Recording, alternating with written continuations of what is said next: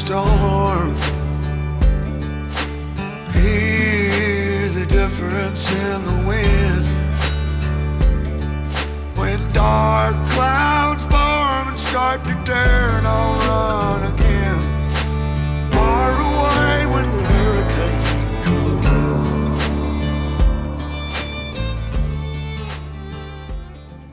Well, I'm the only island in the way. But I was Howdy, folks. It's not a great day. I held up for as long as I could, but the bank called in the debt. I had to sell the rest of the herd today. There's nothing left, and I still owe them $50,000. It's time to hang my boots up. I'm too old to start again, and I don't have the energy for this. But all is not lost. My nephew has begged me not to sell the farm. He wants to try and rescue it. He runs some crazy YouTube channel back in Scotland. Thinks he can save the farm. I'm not sure how computer games are going to help him here, but I'm willing to give it a go. He's going to get a shock. This life is harder than you think. But if, and it's a big if, he can turn it around. This could just be the most rewarding job he's ever had. like a thunderhead, armed and ready with the lies you overheard. Well, strike me down like a lightning in the dark. Deliver me the fate I must deserve.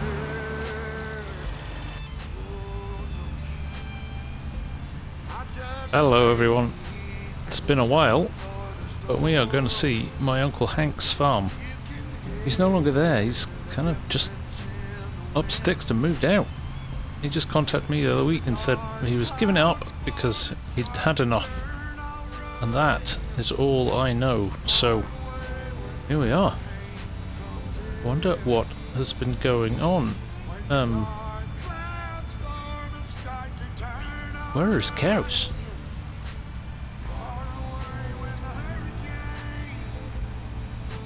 Everywhere seems really empty. I hope everything's alright.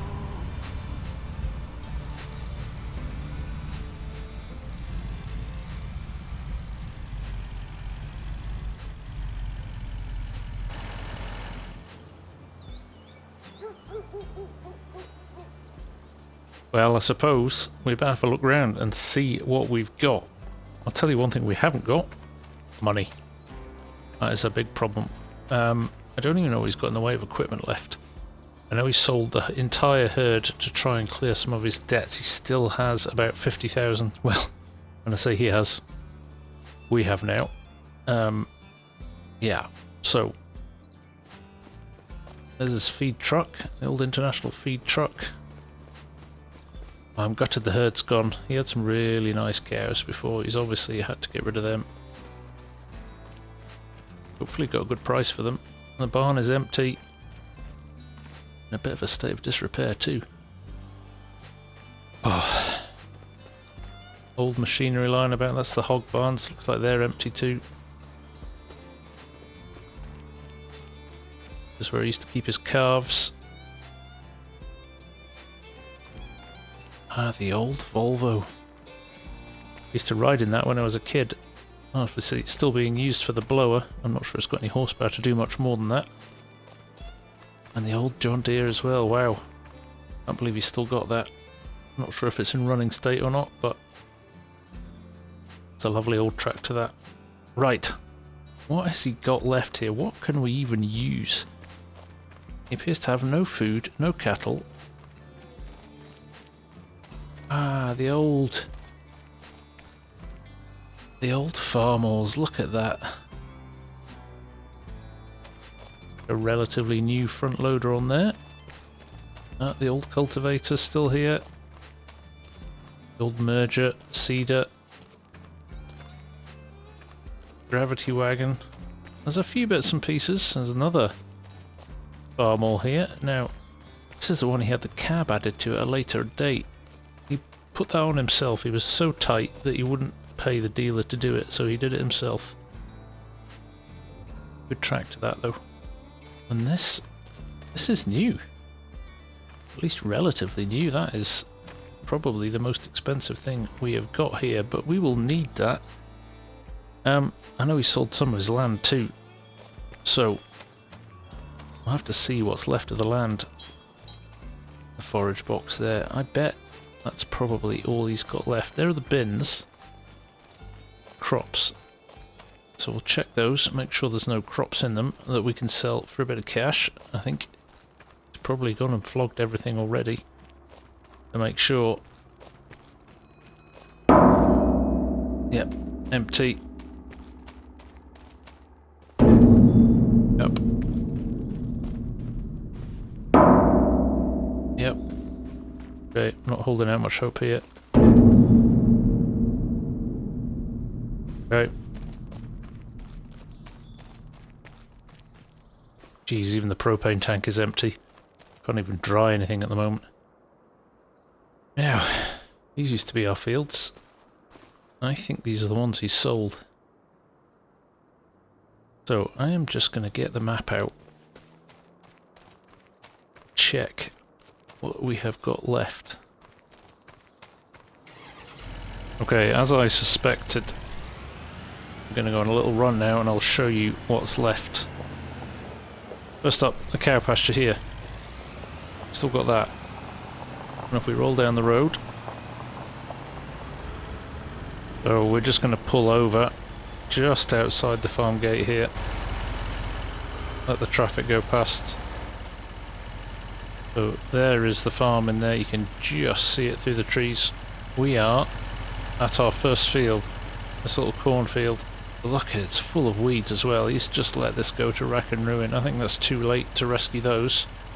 Not that we have a sprayer. The crop looks okay though. Bit of growth left in that though.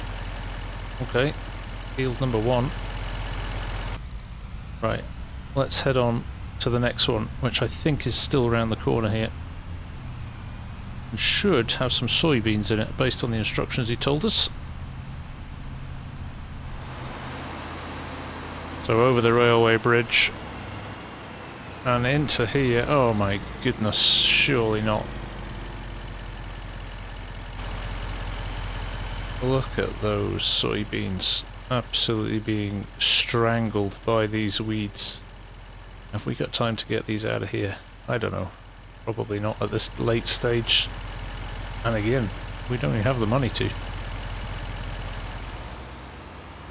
Right, back in the truck and just heading back over the bridge here. Our biggest field is this one, dead ahead of us. As you can see though, he couldn't even afford to plant it this year, so it's just sitting empty at the moment. In an ideal world, we would need to get some seed in that, and pretty quickly. Then back past our corn here, and then the final field is away down near the co-op. So let's head down there and see what's in that. Okay, so here we are heading to the co-op. There's the grain train. But this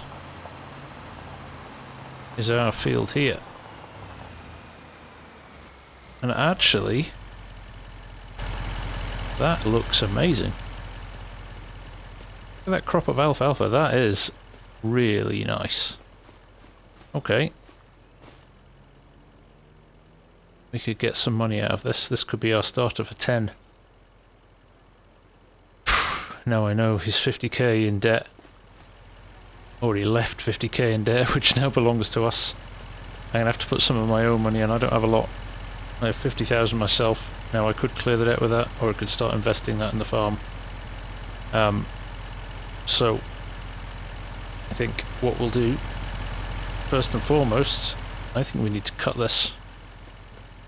And my best bet for what we do with this is turn this into chaff and turn it into silage. See what kind of return we can get on that. Right, let's head back to the yard and see what we're going to do next. Now I did see a forage header on the chopper, but I'm pretty sure there is a pickup header too. So I'm thinking we could mow that grass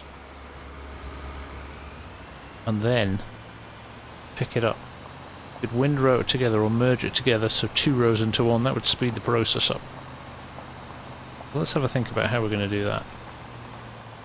See if we can find a mower as well. We've not managed to find one of them yet. Well, here goes nothing. I've just deposited every penny I own into this farm. 50,000 in the bank. We've got a 50,000 debt to clear as well. We have no animals, limited crops. I don't know if I can make this work.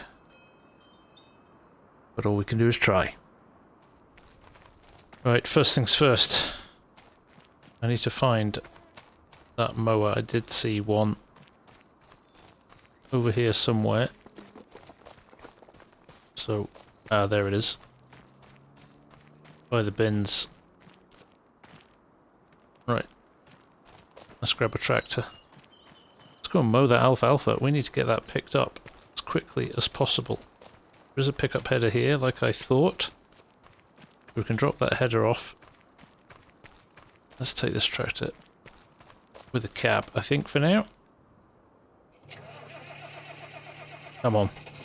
There we go. Oh, it's running smooth, actually. That feels nice. Right.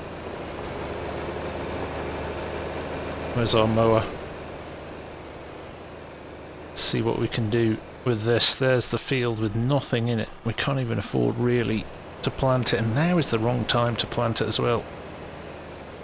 Our options are limited until next year, so I think we're going to have to scrimp and save and hopefully get ourselves to a point where we can plant that in the new year, because if we do something like corn in there, it could be quite lucrative. It's a big field, that.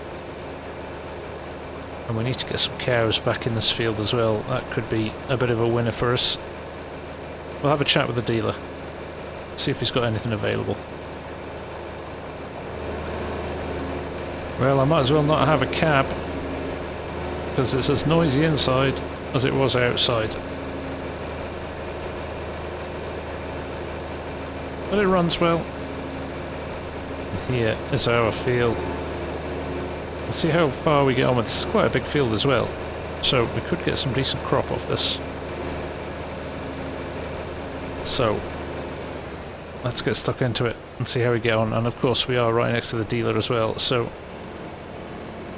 I might ask him if he can keep an eye out for some decent cattle for us.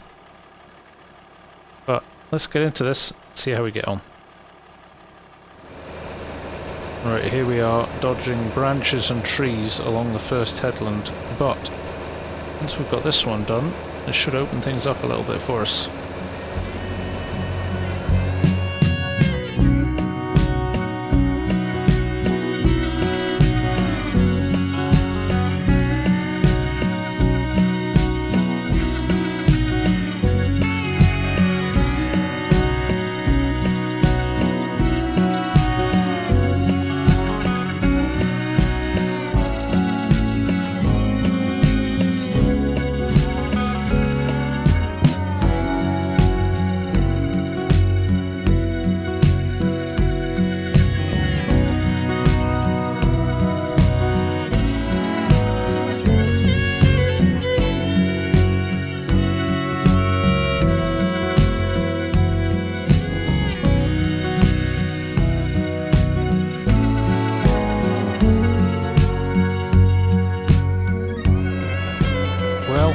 Got the last couple of rows here and then we are done. There is a nice crop on this field. We're going to have to merge it all together next so we can pick it up, but I'm pretty pleased with this, I've got to say.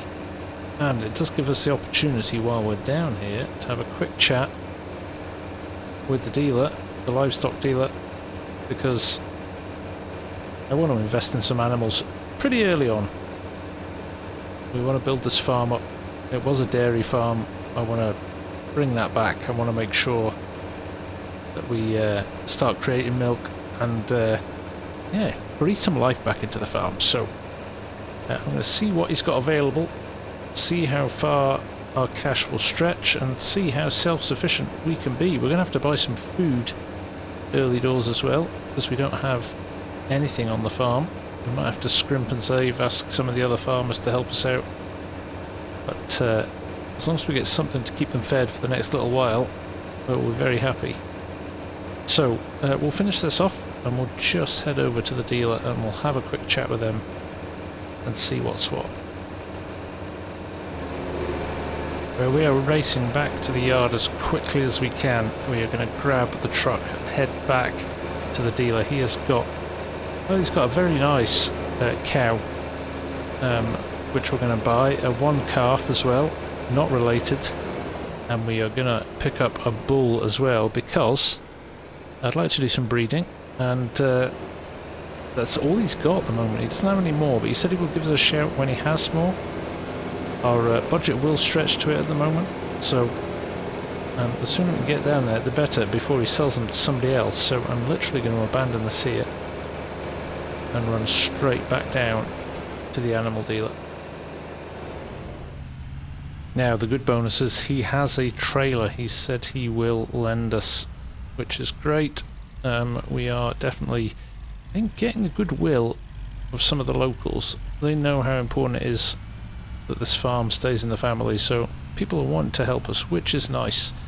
He also says he knows of a farmer who may lend us a little bit of TMR. We'll have to pay for it, but I'm sure he'll give us a good price. And then at least it means we have got some food for the cattle in the short term. You can see I'm rushing a bit here. I do not want to miss out on these cattle. Like I said, there was only the odd one left at the end of a sale that they didn't want, but they look like good pedigree, so it's well worth checking them out. So here we are. Let's get hooked up here. Let's fold our rear tailgate down so we can use the fifth hitch. There we go.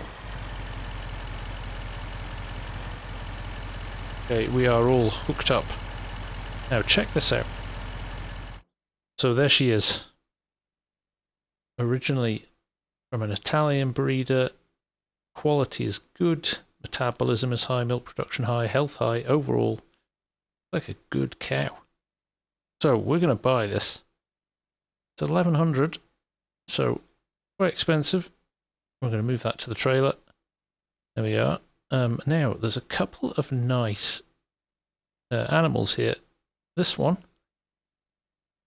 health is average, but good fertility, good metabolism, good milk production. I'm gonna get this as well. It's only 337.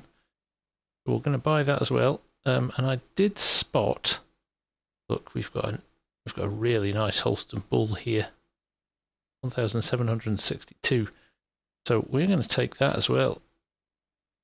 And that can be our little breeding animal as well. We don't have any more Holsteins at the moment. I'm going to ask him to keep an eye on a few more Holsteins. We do have some Swiss as well, but they don't look particularly good. So for now, we are going to stay with just our 3 animals. This other calf here, I had to breed equality. Extremely low. I mean, we're not going to touch that. But our 3 animals that we've got, hey, it's a good start, right? So they're in the trailer. Let's get them back to the farm and into the field. Here we are back at the yard. Let's get these unloaded now. We're going to keep the calf in a separate pen to the bull and the cow. So we'll get these unloaded and then we'll go and grab them a little bit of food.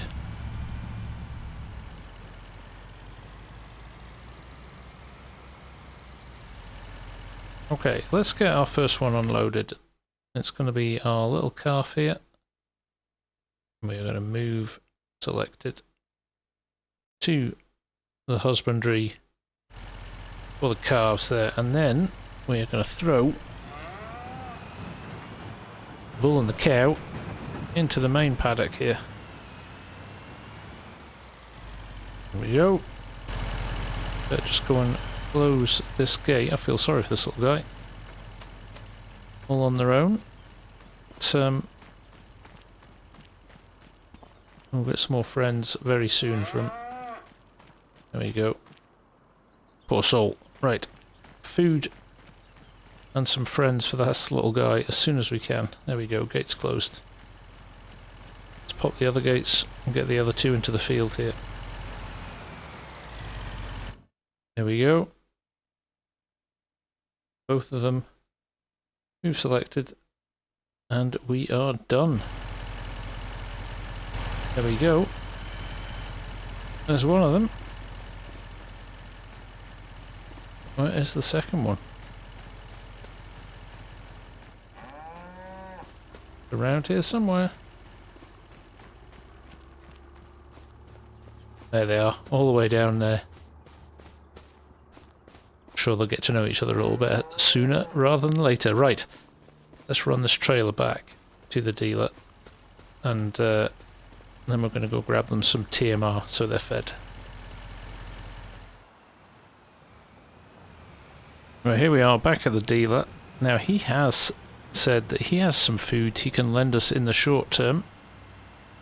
We may take a little bit of a cut off one of our sale animals in the future to replace that cost, but at the moment he's happy to help us out a bit, so he's been super helpful. So we will just unload this and then we will go and get the feed wagon and get that over here so that we can get some food in as quickly as we can for the animals.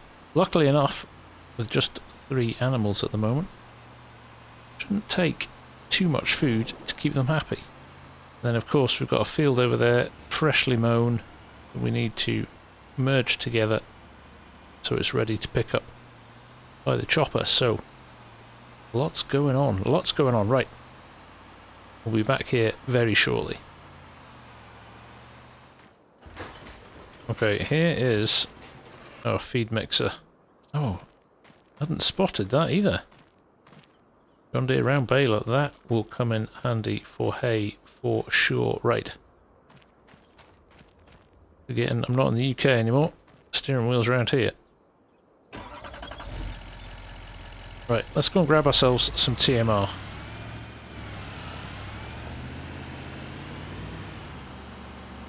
Right, here we are. We're just going to reverse up their feed and load things up.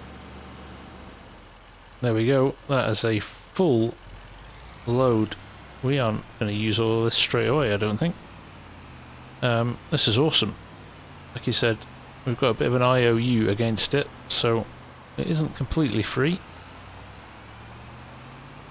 All the help we can get, we will take at the moment. So, we'll see you back at the farm. Right, let's roll in here. I'm going to say maybe 2/3 of it goes in here, and the rest goes in with our calf. So we need to just be mindful about how much we're unloading here. There we go. Keep an eye on things. Like I said, we don't need masses at the moment. Right, there we go. We've got a 37% left in here, which is more than enough for this little fella. So let's roll around here, get this unloaded, and there's a bit of food on the go for him too, and hopefully we'll get some more friends in the not too distant future for him as well. But there we go. We have food, they have water. Nothing to worry about now, other than hoping they stay healthy and fit. So, there you go. Another job ticked off. Right. We need to go and grab that merger and bundle all of that alfalfa together so we can pick it up with the chopper. So, let's park this up, grab that merger and head back down there. There they are. The happy couple. Let's see how long before they make acquaintance with each other. But in the meantime, let's crack on with the field work. Right, for now we're just going to abandon this here. We will of course get organised with the farm in the next little while, tidy things up a little bit, but for now, getting some crops out of the ground is our highest priority. Right, this is a crazy 2.7 metres, so this is going to take a little bit of time, but let's push on anyway and see how we get on. Right, we are here, and as you can see, our little merger is pulling stuff away from the edge of the field here. This is going to take an eternity to do. It really is. We do not have the most appropriate piece of equipment here, but I don't have any other options at the moment, and I don't have enough money to invest in something else, so we're just going to have to push on and get this done, and that seems like a good time to maybe stop this first episode.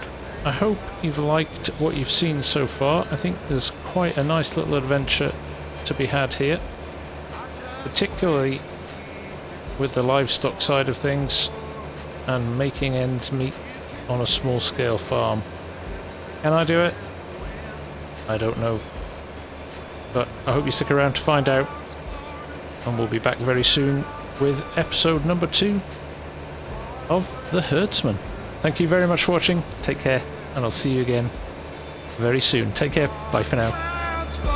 Start to turn around again. Far away when the hurricane, oh, that old hurricane comes.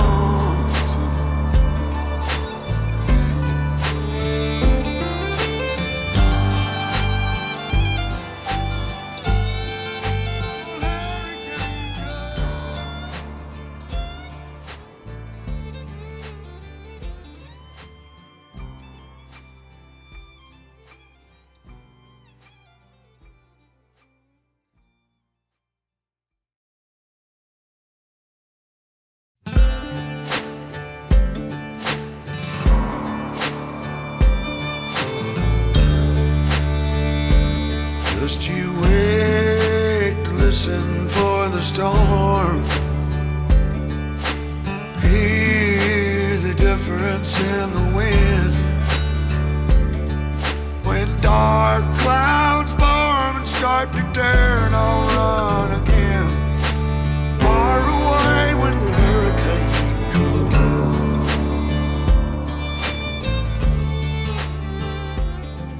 Well, I'm the only island in the way. Hello everyone, welcome back to Ray County. You left us at the end of the last episode, just started to use the merger to pull this into swaths so that we could collect it.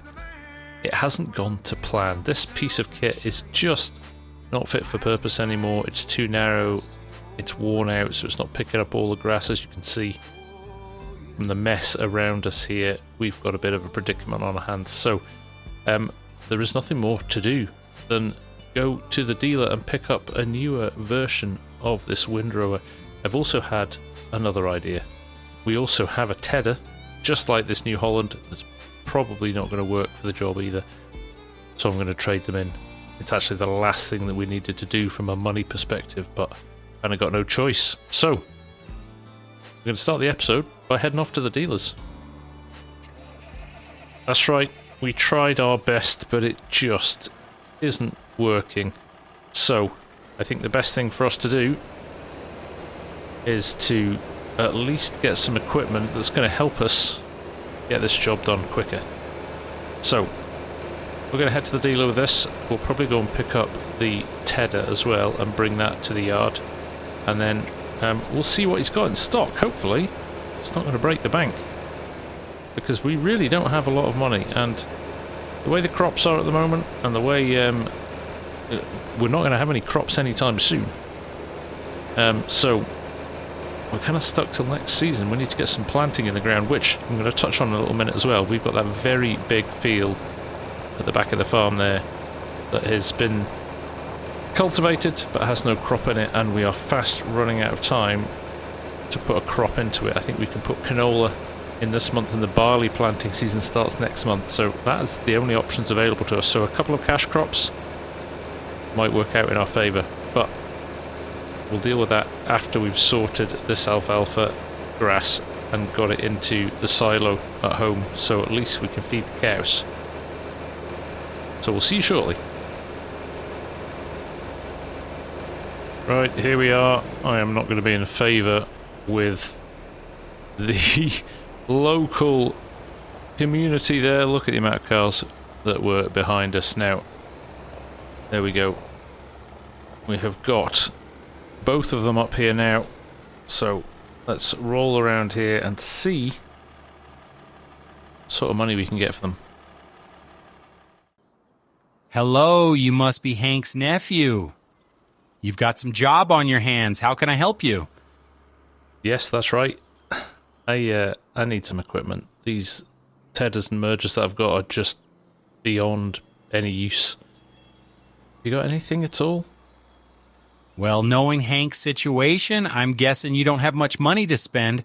I think we have some smaller stuff that might work for you, though. So our dealer suggested the Pottinger 6,000. It is double the width of what we've got, which is good. But it's 6,000. So if I buy that and this windrower as well to go with it, we might be okay. But again, this is 9,000. So we are 15,000 in the hole. We only have 46.5, and we need to think about hiring a contractor. We don't have a combine, so hiring a contractor for the corn harvest and the soybeans. Oh, this is so hard. I might just lease these. 500 versus 15,000. Okay, I'm leasing. We're doing it. Of course, we've got to sell these as well. 2,300 for this, which is good. And 2,500 for this, which is good. Okay. Got some of that money back then, at least. And there they are. Okay, like I said, my original plan has changed. I'm going to ted half the field for hay, and then we're going to windrow everything together. We'll pick up half of it as bales, we'll put the rest of it into the silo to ferment for silage, and that means we've pretty much got our TMR sorted. So, first things first, we'll leave the windrower here for now. We'll take this tedder, and we'll go and get that done straight away.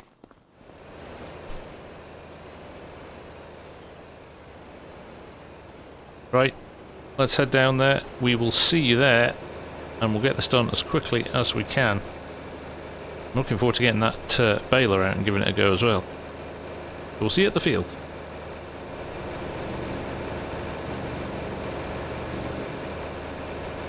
Right, here we are arriving back at the field. Obviously we'd windrowed some of this, and it's gone into big piles, which we're going to pull apart again now. But that's okay. I'm okay with that. We'll just get this sorted. We've learned our lesson here, and again, it just proves this isn't going to be as easy as we thought it was going to be.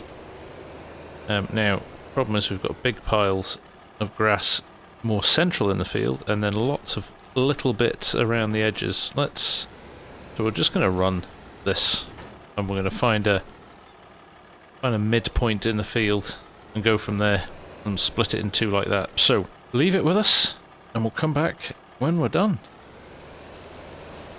I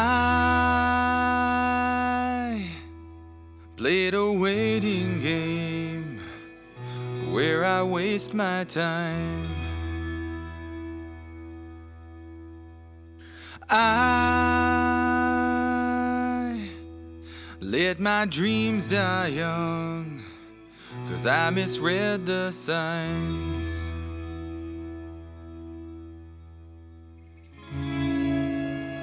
Right, I think that's probably about us. This field is a mess.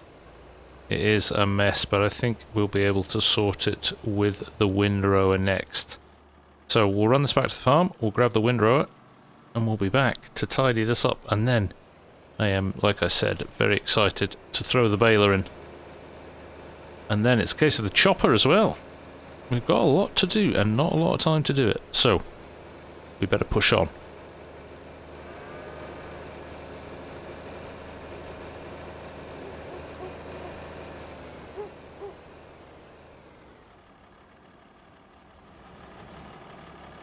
Right, here we go. Let's grab this and back to the field. We do with a bit of a weight on this, but I think it might be alright once we've got it down and in the field. So we'll see you back over there.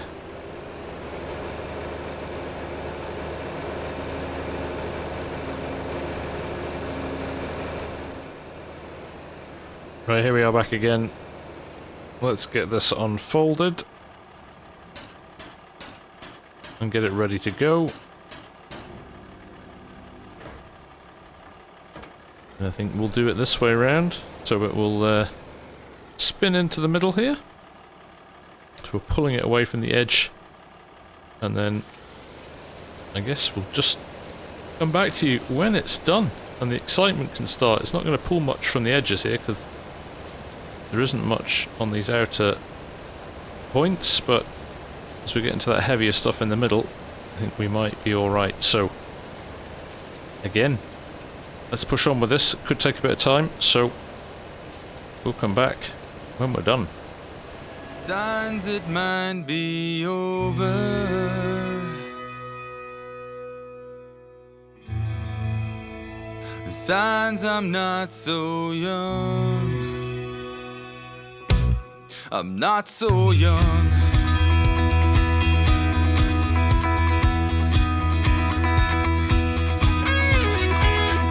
He was a mountain boy. There he walked the line. And we are done. That was quite time consuming, and as you can see, we have got a mixture of swath sizes here. We're just going to have to divvy them up and make sure that we split it nicely across the field. Right, I think I'm going for the baler first, then we'll come back and pick up the rest. Right, let's get this thrown in the shed here, and I think we better go and grab that baler. I did think about getting the choppered stuff first, and we do have the forage box there.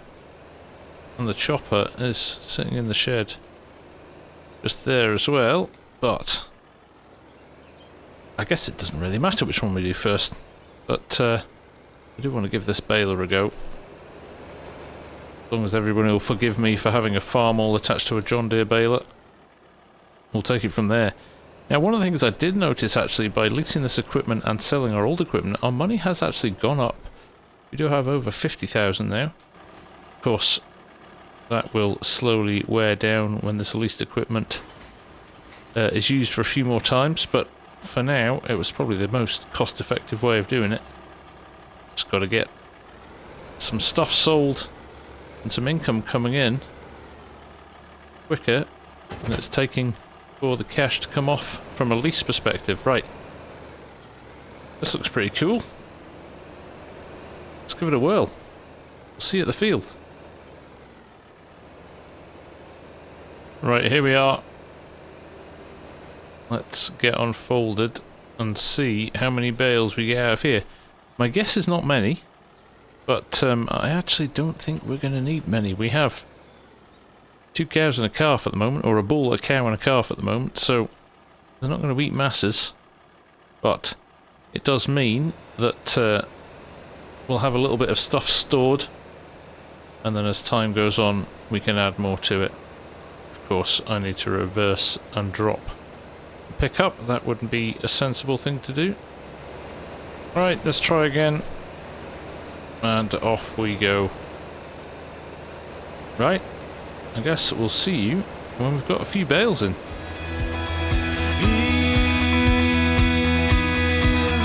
Stay forever young. He did not read the signs.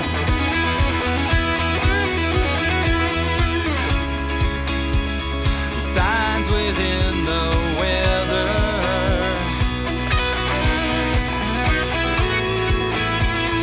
Signs this is the end.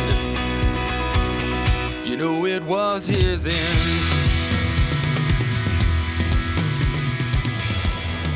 Right, we have got 10% of a bale left, and I'm going to stop because I think the rest of the field would be better as silage. We have got a lot of bales here, so if this is our final bale, that is not bad at all. Come back and pick these up at a later date, and we'll get the forage harvester going as well to pick up this grass in this field. So yes, it makes sense to just stop here because we only have a few cows. You just don't need particularly big amounts, and the reality is this is going to grow back relatively quickly.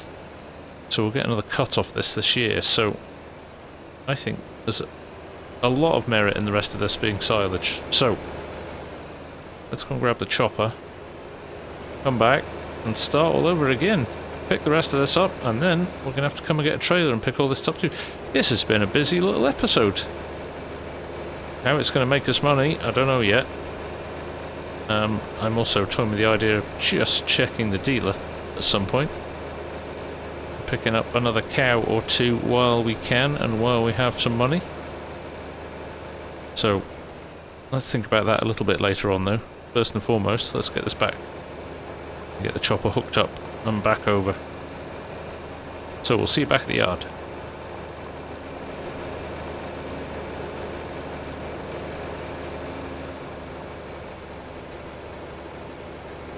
Alright, here we are. Let's drop this back in the shed. Let's put it in with the other stuff now, I think. And we will very quickly hook up the chopper and the forage box there and get those sorted. Right, I think we'll drop the maize header off here. If we can. There we go. Should be able to leave this here. Yep. And we'll pick up the grass one, which is just next to us there. So, let's grab that. The forage box should then connect up as well. And we can run this all down as one unit to the field. It's one of the benefits of doing it this way. Right, there we go. Grass header on.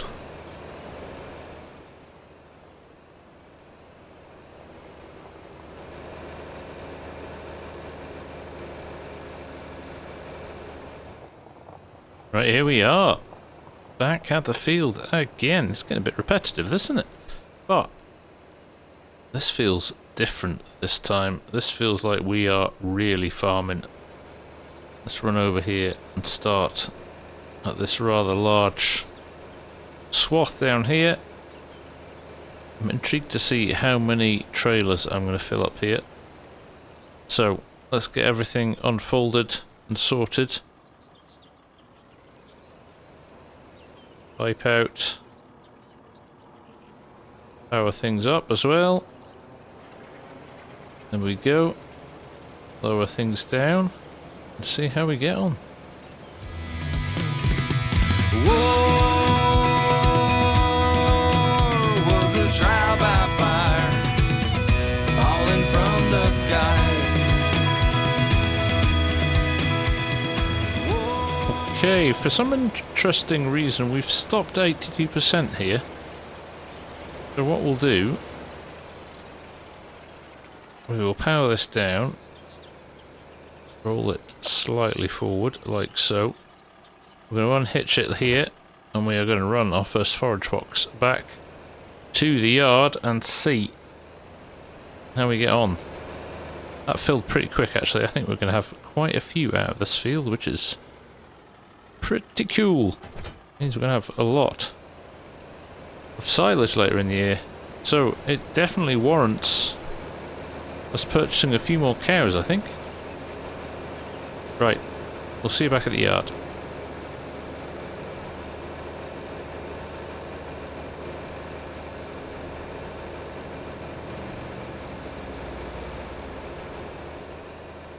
Right, back at the yard. Now I think we're going to have to fire up the old Volvo, so it will receive our chaff out of the trailer. So let's just get ourselves positioned, make that happen. Let's just jump in here, start this up. Right, let's see if that's enough. There we go. We are loaded up already. But just jump to our silo in productions here. There we go, 6,878 litres already. We are doing good. I'll take just under 500,000, so then we'll get close to that with this, but Looks like all systems are go here. Exciting times. We are farming now. Exciting times. We're going to be self-sufficient very, very soon. Right. As soon as this is done, we're just going to keep going and pick up the rest.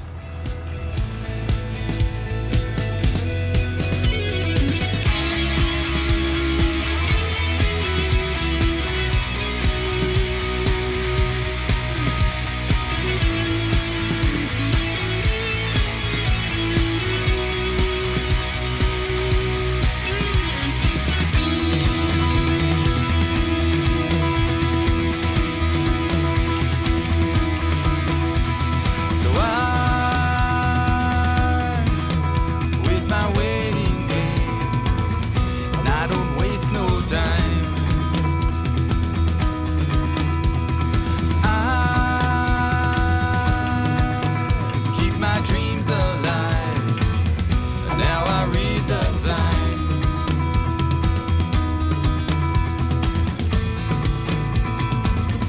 Now I read the signs.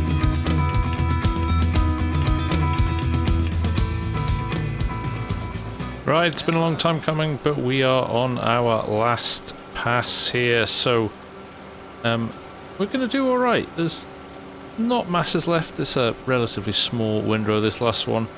28% at the moment. Maybe we might make it to 40% if we're lucky. But that's okay. We've got a good haul of silage. I think we're probably not far off 100,000 litres of silage in the silo, which is not to be sniffed at all. And you think we've got some bales off this field as well, so all looking very positive. But it's been a chore to get this done. The equipment is on the small side, and the fields are relatively big, so it does take a bit of time to get done. But I'm enjoying myself. I am enjoying myself, and yeah. Got a few decisions to make about how we approach things going forward.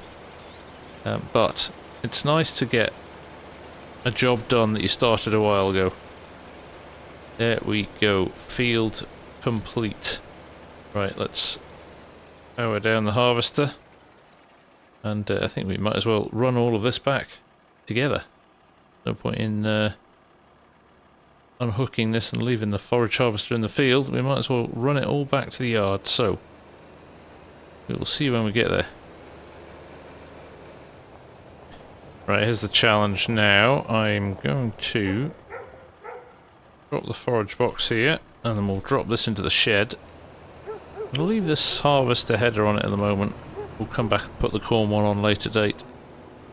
And then we'll get that in the silo. And we'll decide where to go from there.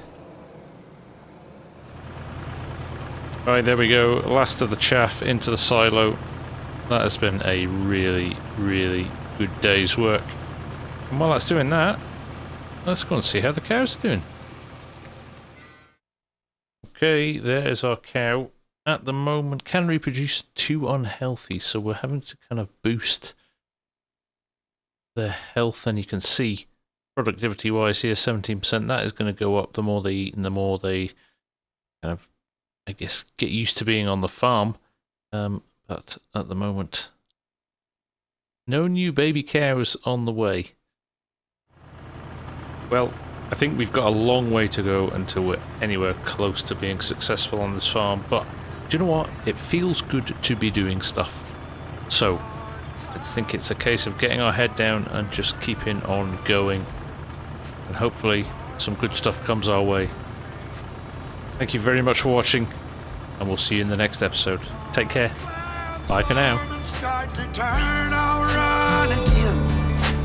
Far away when the hurricane, oh, that old hurricane comes.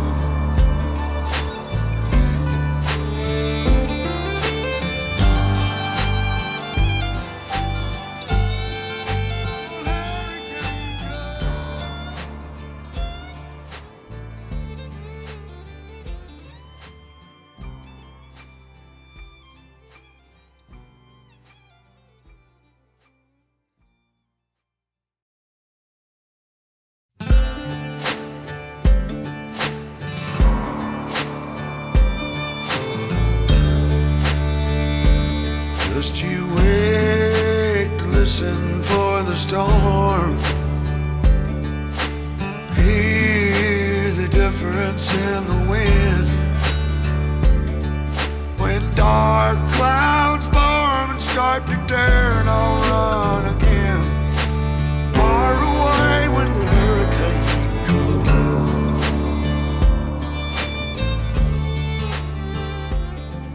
Well, I'm the only island in the way.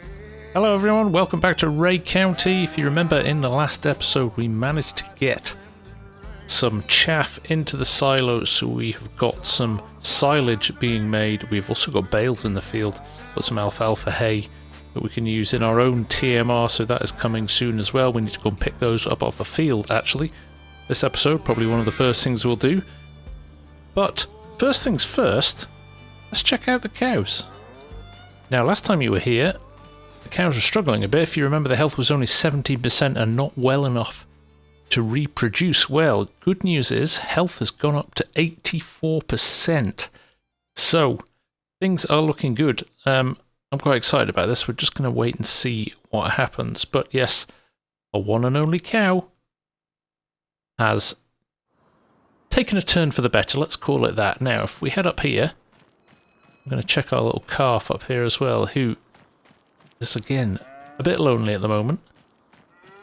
But hopefully in the next little while, she's going to pick up as well. 34%.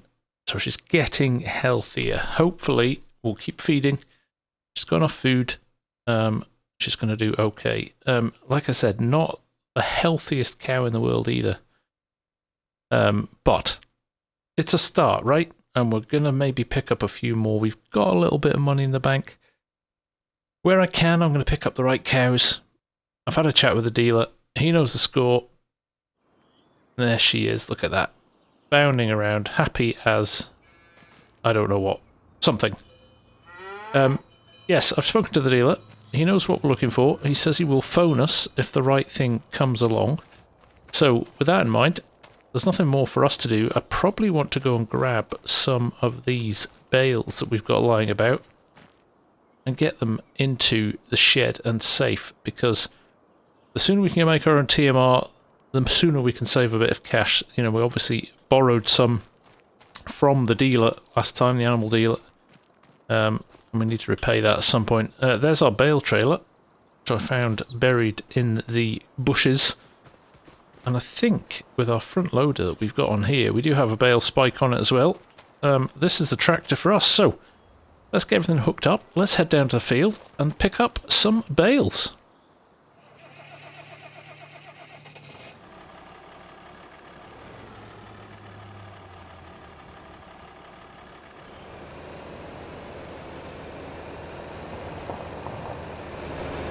Now, with our other crops being a little bit away from being ready yet, we've got the cornfield over there and we've got the soybean field. We've not got much in the way of crops coming in the next wee while, and the way that the planting season's going, there isn't anything that is due to be planted anytime soon either. So we're just going to have to... Oh, it's very kind, he's letting us out. We are going to have to, I think, put some cover crops in.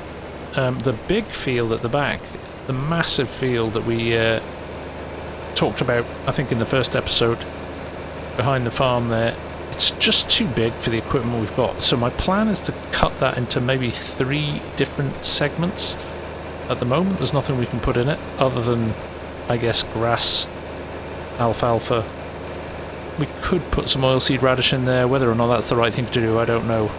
But we need to make some decisions, because soybean and corn harvests aren't going to be happening for the next wee while, so some decisions to be made there. I think that's probably our next job after we've got these bales in, is to go and decide what we're going to do with that field, because I think we need to move, certainly if we want any more alfalfa, because we're running out of a planting season for that. Grass will remain the whole time, so I'm less concerned about that. But yes, they feel like the right things to do, because we can turn those into silage and we can sell them, or we can sell bales, maybe make a little bit of residual income from them. Anything over and above what we don't need for the cows, we can sell. But yes, until that corn and those soybeans are ready, I think we're in a bit of a predicament. And actually, they will bring us in a bit of income, but we'll just have to wait and see. It's all about money at the moment. We are so tight for cash. Every single decision we make needs to be done for the right reasons. So let's get this parked up. Let's pick up a few bales and see how we get on from here. Right, it's been a while since I've done any bale handling, so this could be interesting. Let's see how we get on. So there's a pretty big spike on this as well, so I'm not sure I can pick up individual bales very easily. I think they'll end up sitting in the middle, so I'm going to go for 2 at a time, which will speed the process up, but equally might make things a little bit more of a challenge, although absolutely nailed that first one. I'm pretty happy with that. So let's just see how we do here. Let's lower things down, make sure they're the same height when we spike them. There's a little bit of a gap between those, but we don't have that many bales actually, so as you can see, if I look down the field there, we could probably get all of these, hopefully, in without much fuss. Let's see how we get on now. It looks like... oh, what do we think? Can we get 2 side by side? I'm not going to take the chance actually. I'm just going to drop them into the middle like this. Don't know, this is the problem, isn't it? This is the problem, we're doing 2 at a time. And also resting them over the edge of the trailer. We are going to have to just find our feet a bit here. Like I said, it's been a long time since I've done this. I'm not a farmhand by trade, so I'm learning as I go. There we go. Right, let's push on. We will see you when we're done, I think. Gonna find somewhere to slow it down. Buy a little place way out of town. Gonna take my time, 'cause it's all mine. Trade my pride for a quiet life. Maybe then my time will come around. Way out of town.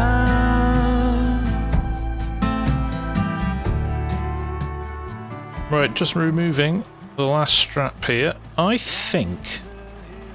was thinking no, but now I'm going to give it a go. I'm going to stack these 2 by 2. We do have one rogue bale that we are going to end up with at the end. We've got 6 left on the field here. I'm going to see if I can line them up 2 by 2. I'm probably asking for trouble, but let's give it a go, shall we? Get myself a dog and build a heart of gold. Gonna find somewhere to slow it down. Buy a little place way out of town. Gonna take my time, 'cause it's all mine. Trade my pride for a quiet life. Maybe then my time will come around. Way out of town.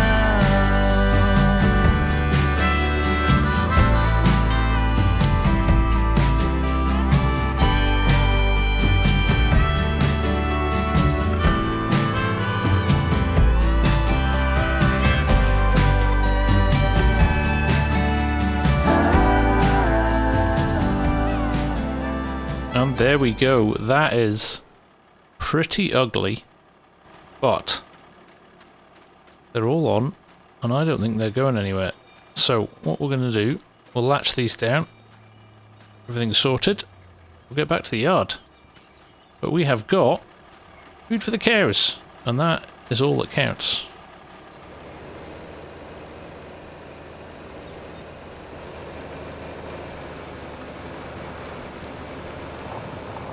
Right, as we head back to the yard, I'm just thinking that we could maybe get some fertilizer on that alfalfa field.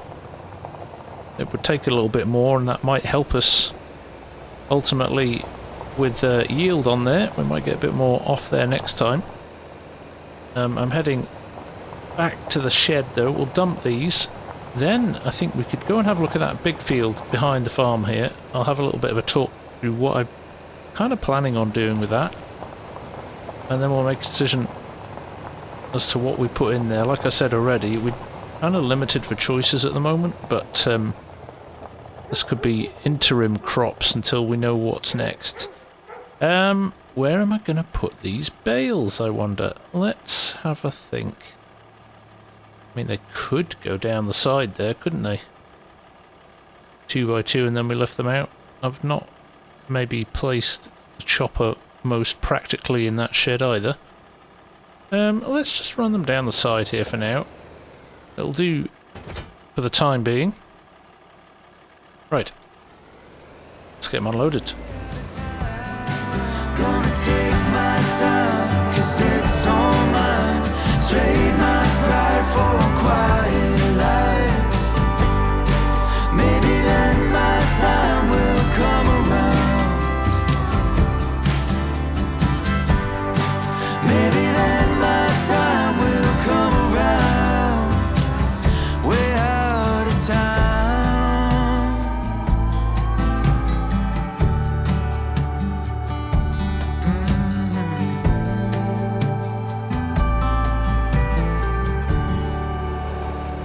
Right, here we go, 2 more. This has not been too onerous, to be honest. I mean, it's pretty easy to get them into that little shed, and they're in and they're dry. That's all we really care about at the moment. They're making sure that we protect them from the elements. And again, combined with the silage that's going on in the silo there, we should be good. So, alright, it's a bit haphazard. We'll get better, I'm sure, with a little bit more practice, but for now, there you go. All done. Now, I was going to park the tractor then, but actually, let's put this trailer away and try and keep things a bit neat and tidy. We'll head over and have a look in the silo as well, just see how that stuff is fermenting in there, and then we'll go and work out what we're doing next. And we can actually run this through here, maybe. The next time we need it, we can roll through here. Maybe.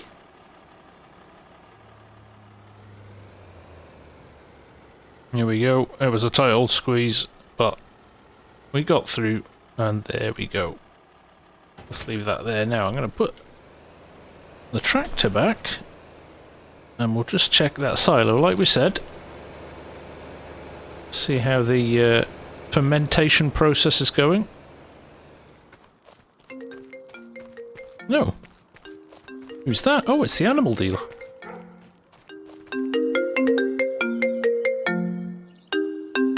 You did ask me to let you know if any good cattle came in. Well, a lovely Holstein came in this morning. I think it's well worth coming and checking out if you want it, but she'll sell quick. I know you're tight for cash, but I don't think you can go wrong with this one. She's a beauty. Oh, fantastic. Okay, I could jump in the truck and come down straight away. I need to pick up some seed anyway, so this is perfect. Okay, that's interesting, isn't it? We shall definitely check that out, and let's see what's going on in here. There we go. We have got 18,000 litres of silage already, and we've got a whole heap still to go, so 98,000 is still processing. We're 4% done. This is exciting. Okay. We could pretty much have our own food in the not too distant future. I would like to get some minerals, though, from down at the co-op as well. Maybe we'll do that, or maybe we'll hang off for now. We'll see how the cows are doing. Well, let's check out this new cow, though, while we're down there as well. Let's definitely go and check that out. That's exciting. Now, I appreciate some of the feedback I've been getting and some of the comments from my first few videos. Although, a couple of people did say, why don't you just sell your truck? This truck is my pride and joy. Things are going to have to be pretty horrible for this to go. Yes, I inherited the farm. Yes, it's got debt, but at the moment, I think we can get away without selling the truck. Now, don't get me wrong, that could all change very quickly, but for now, we're doing alright. Right, let's go and get what we need from down here. I'm just reversing up to the door here, because there's a really great little loading bay here at this co-op. So, we can head in here. We know the guys well enough, they'll just say help yourself. So, there we go. For now, I think the safest thing to do is just buy mineral feed as well. We could get some mineral feed here. We'll come back for that. I need some bags though. I think it's this one that's the bags. Let's get 4. Let's get 6 bags. That wasn't bad, was it? And there they are piled up here. So let's open the back door. And we will load these in. Now, last bag in. You'll see I'm packing them at the back here. Kind of as far away from the 5th wheel as I can. I want to make sure that we don't miss out on that cow. So, if I stack them there, we might, just might, be able to take the cow home as well. Let's find out. Right, we'll leave the engine running. Let's just have a look at what we have got here. There it is. High metabolism, high fertility, very good health, overall very good milk production, very high quality, very high. $1,200. We can't not take that, can we? We cannot not take that cow. Right. I'm going to hook up the trailer though before I purchase this. Just so we don't have to pay the delivery fee. I think we could pack these seed bags around the hitch without any problems, so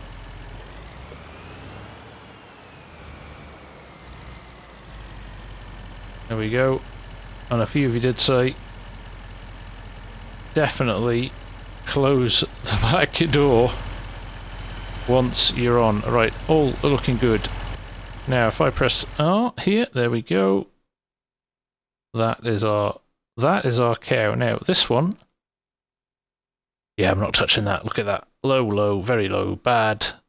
That is not for us. Now there are some, I think, Swiss. We get Swiss as well. If we can find one that's good here, we may not be able to. I mean, look at the standard of these cows is poor.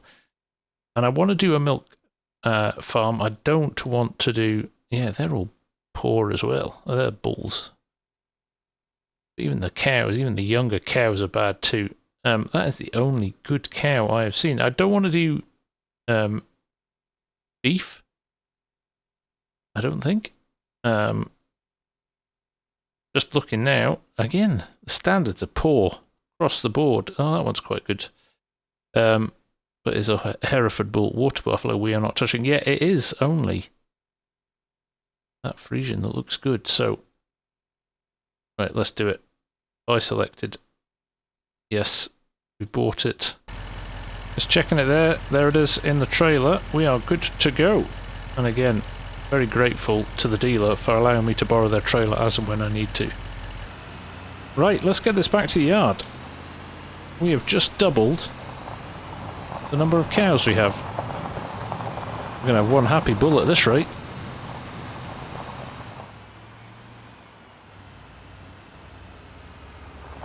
Here we go. Home sweet home.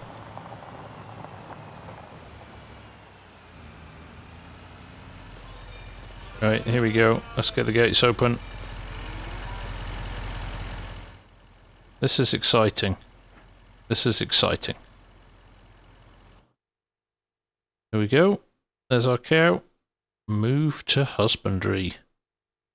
Yes, indeed. close the gates here. And there we go. 1, 2, 3. Happy days. Now, before I take this back, let's get the seed out of here and put into the shed so that we can move on to our next little project. And then we will run the animal trailer back. Alright, there we go. We've thrown a couple on the floor and then we just decided to reverse a little bit further into the shed. Yeah, let's put them close to where we can load them straight into the seeder. I don't know if I've got enough seed here, but it'll certainly be enough to get us started. 2 more to go after this. And then we will wander around the back. Before we run that trailer back, I'll just talk you through my plans for the field. So you know what we're planning, and then I kind of don't think we've got much else to do than get stuck into it. So let's do it. Could take a little bit of time. It's not a huge seed of this, as is the case with a lot of our equipment, but we'll give it a go. So here it is, this absolute monster of a field, already been cultivated, all ready for something to be put into it. Now, if we just jump to our little map, and I'll show you what my thinking is.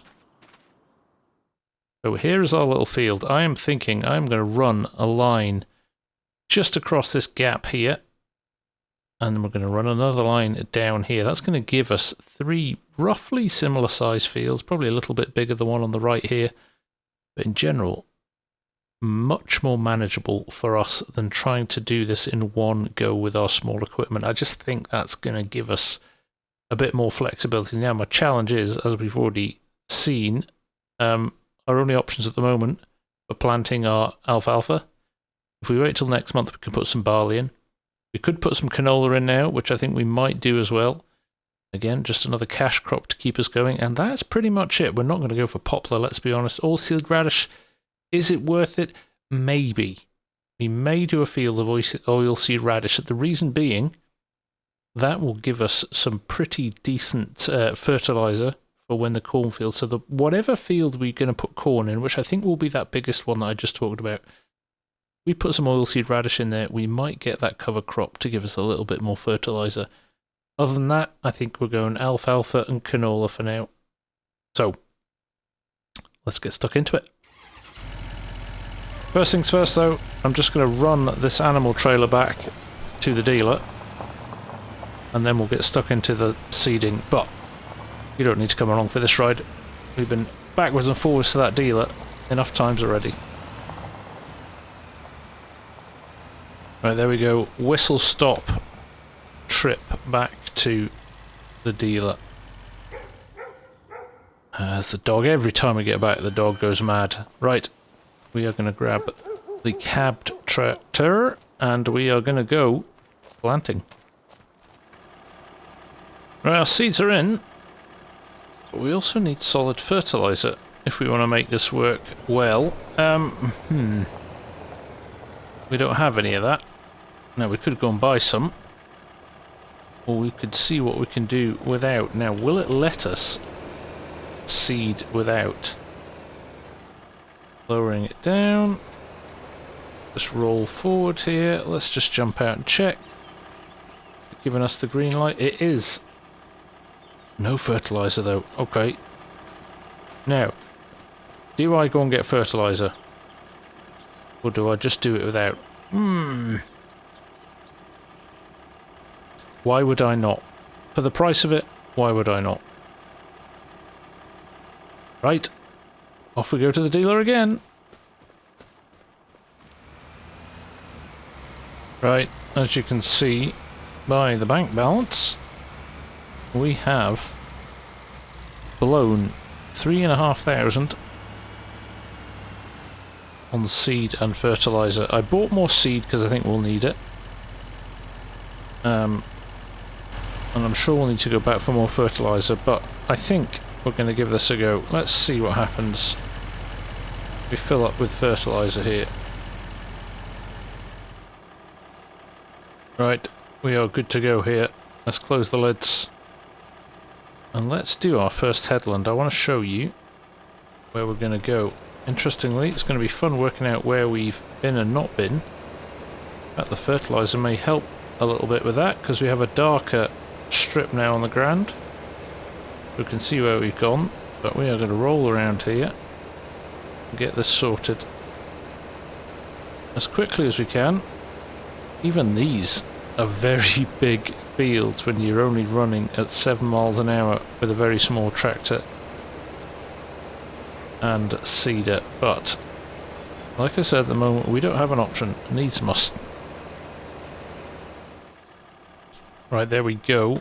We have done our first headland, and now we're going to run across here like so and try and hit this turn here, and that will give us our first field. Also gives us a practical entrance in and out through the hog barn there if we need it, or the other path next to it, so that's good. Going to be a funny shaped field this, but it is a big field. I tell you, it is a big old field. I am not complaining though. This canola could bring us in a nice lump of cash. So let's roll round, finish this one headland. We'll go back and check. I'm going to plant some grass in between the fields here, so we can properly separate them out. I'm going to go and get our little front loader bucket and just run it and just tip some mud and dirt in, and some grass will grow there after a little while. But it will mean then we can clearly identify the difference between the fields. So let's just roll this up to the end here. That is our first pass, and as you can see, alright, we chewed through a bit of fertilizer. The seed is a pretty light touch, so we're going to fill our seed up there and top up our fertilizer too, and we can go again. And there you go, there is our headland. That looks pretty good. Like I said, we'll run a little strip of dirt across here to separate these two out, and then that's good, and we'll do the same straight down here as well. So we might do that before we do much else actually. So let's go and grab the bucket and the front loader on the other tractor. Right, here we are on the other tractor now. We are just going to roll through here, and very helpfully you can see where the fertilised seeder has been. So I just want to literally drag the bucket over this. There we go, and we'll give ourselves, try and avoid running too much over the bit that we've planted. That's just wasting seed, but I'm going to run this all the way down here. This will end up being quite a nice path actually. There we go. Beautiful. And then on the point of this turn here, I am going to lift this, and we are going to go the other way. It's going to give us 3 perfect fields for working in. Very excited about this actually. Now let's see how accurate we can get this straight down the field. Now if it's not super straight, it's not the end of the world, but it'd be nice if we could get it perfectly 90 degrees. Looking good so far.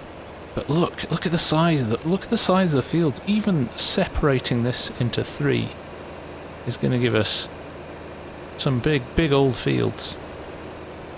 So slow down a little bit there, so we distribute the dirt evenly. But there we go, down to the bottom now. I'll put the brakes on here. And there we go. We have got, hopefully, 3 clearly identifiable fields now, with a pretty nice path in between them for running trucks and trailers and things up later in the year. And look how neat and tidy that is. I have impressed myself with that. I tell you what, I am happy with that. We're just going to go back and check this on the map, make sure it looks good. But I am Rather pleased with myself there.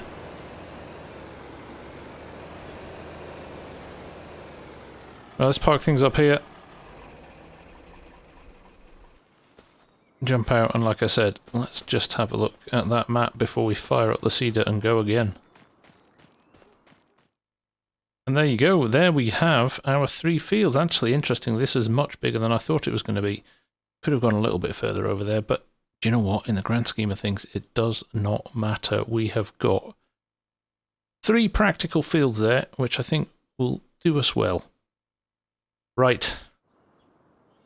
Now we've got a bit of a marathon on our hands to get this canola in, so let's push on. Let's see how we get on. We have got enough seed and fert to keep us going, so this field shouldn't be too much of a challenge. It's getting on though. It's 5:30 p.m. The weather's looking sensible, calm, overcast, but no sign of rain yet. So we should have a good evening ahead of us. Right. I guess we'll come back later on when we're finished.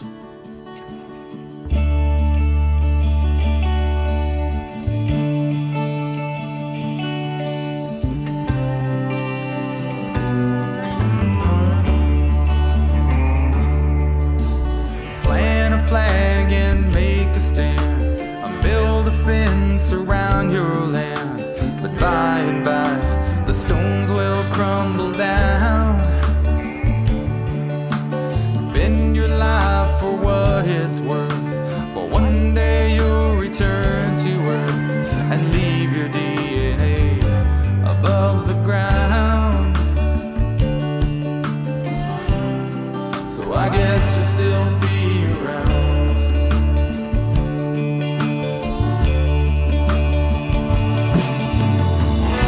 Through all the troubles that we go through in our lives, and all the time we're Right, here we go. Last little piece to be done here.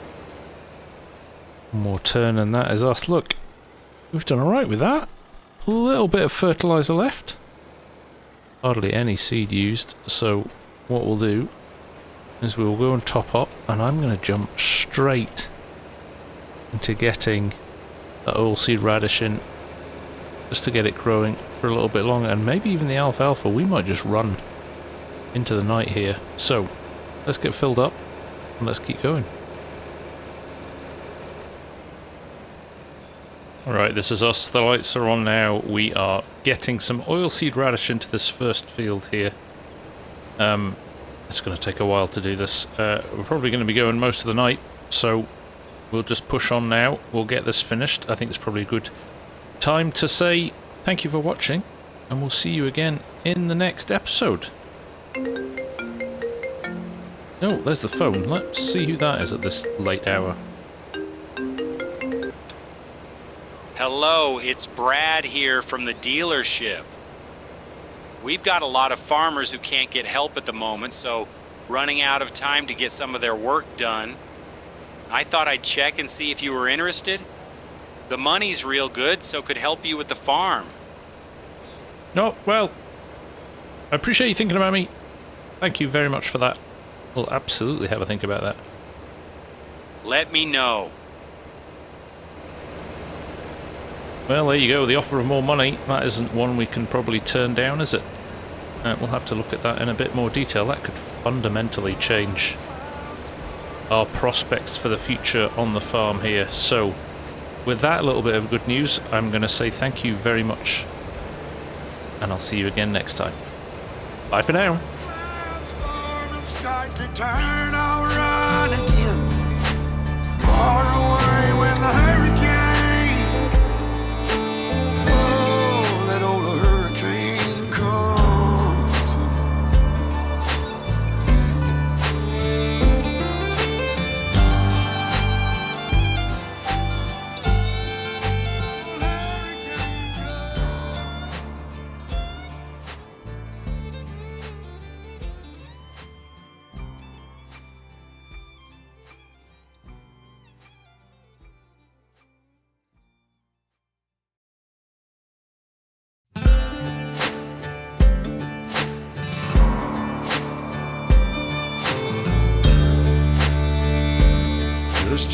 awake to listen for the storm.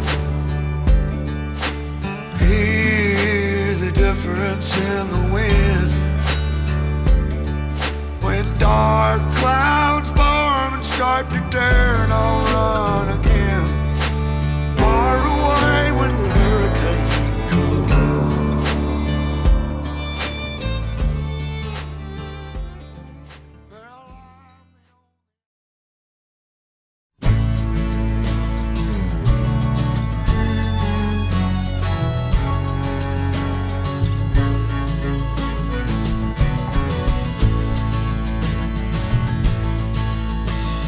Watching the sunset on Tennessee hills. I wish I could capture it, I never will. 'Cause I'm not a painter, can't stay in the lines. Just sitting here sipping on dandelion wine. It's starting to rain, but I don't feel a thing. Sitting out rocking on that old porch swing. 'Cause I found me something that tastes like springtime. Just sitting here sipping on dandelion wine. All my life I've known. Hello everyone, welcome back to Ray County. Yes, it's late at night, but we had to finish that seeding before the morning. It was just a job that we wanted to get ticked off the list. We have got the third field to do, still the biggest of those three. We've split up that field there in the back into 3 separate lots. So we've got the third and the biggest one to do tomorrow. I need to have a think about what we put into that. And then we've got a few other things we need to discuss. We have a dilemma on our hands. So we'll come back in the morning. It's late now. We'll put this away and we'll get some sleep and we'll hit the reset button in the morning.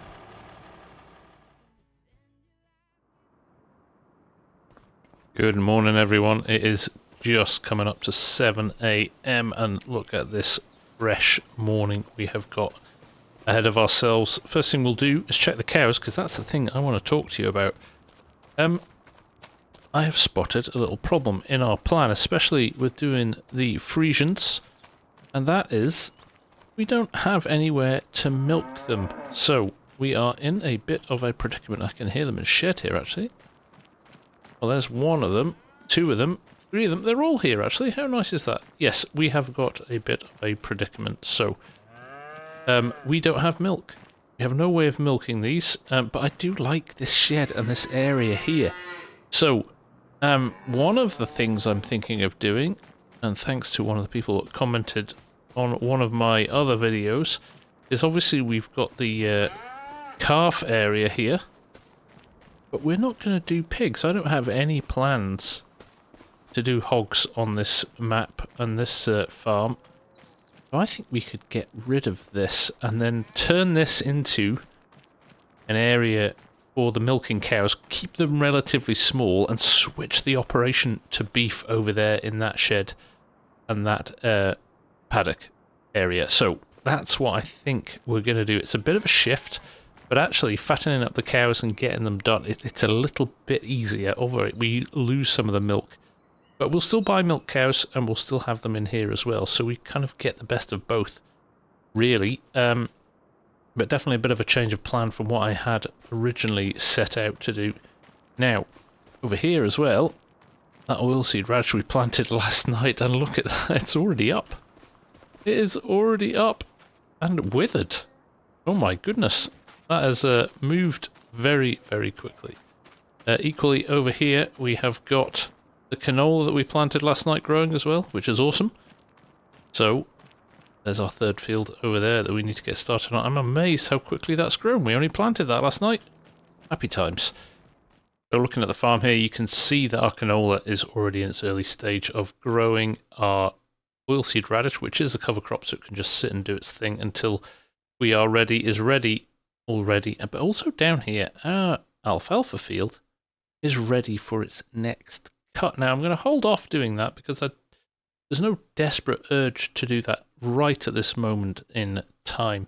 What I think we do need, however, is if I move to here, we need a little bit of fertilization. If I turn off those, I think, other than weeds, which you can see are going to be an issue here as well, if I turn those off, there is one layer of fertilization on that because we had fertilizer in the seeder, but a little bit more fertilization on these fields at some point would be a good idea. Now, fertilizer isn't something we have at the moment, but conscious that that could be something either we lease that, get a contractor in to spray them quickly with a big machine, or we go out and buy something and try and do it ourselves. I'm undecided yet, and again, the bank balance at 44,000 limits our options really, so we just need to be very careful about what we do there. Right, so what does today have in store? Oh, that's the phone ringing. Hang on a sec. What's the dealer at this time of the day? Morning, FSG.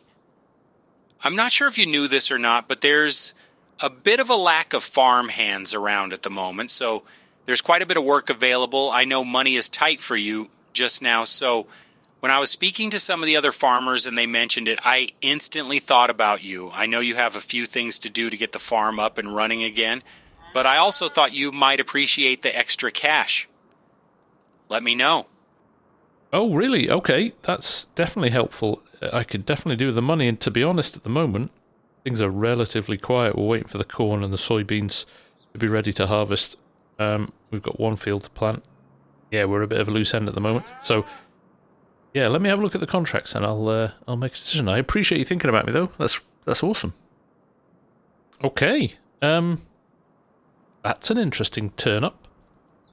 I think we better have a look at some of these contracts and see if there's anything that can bring in some extra money. Right, well, doesn't seem to be that many contracts at the moment, but and I'm not really into deadwood, but look at this, spraying, field 18, literally.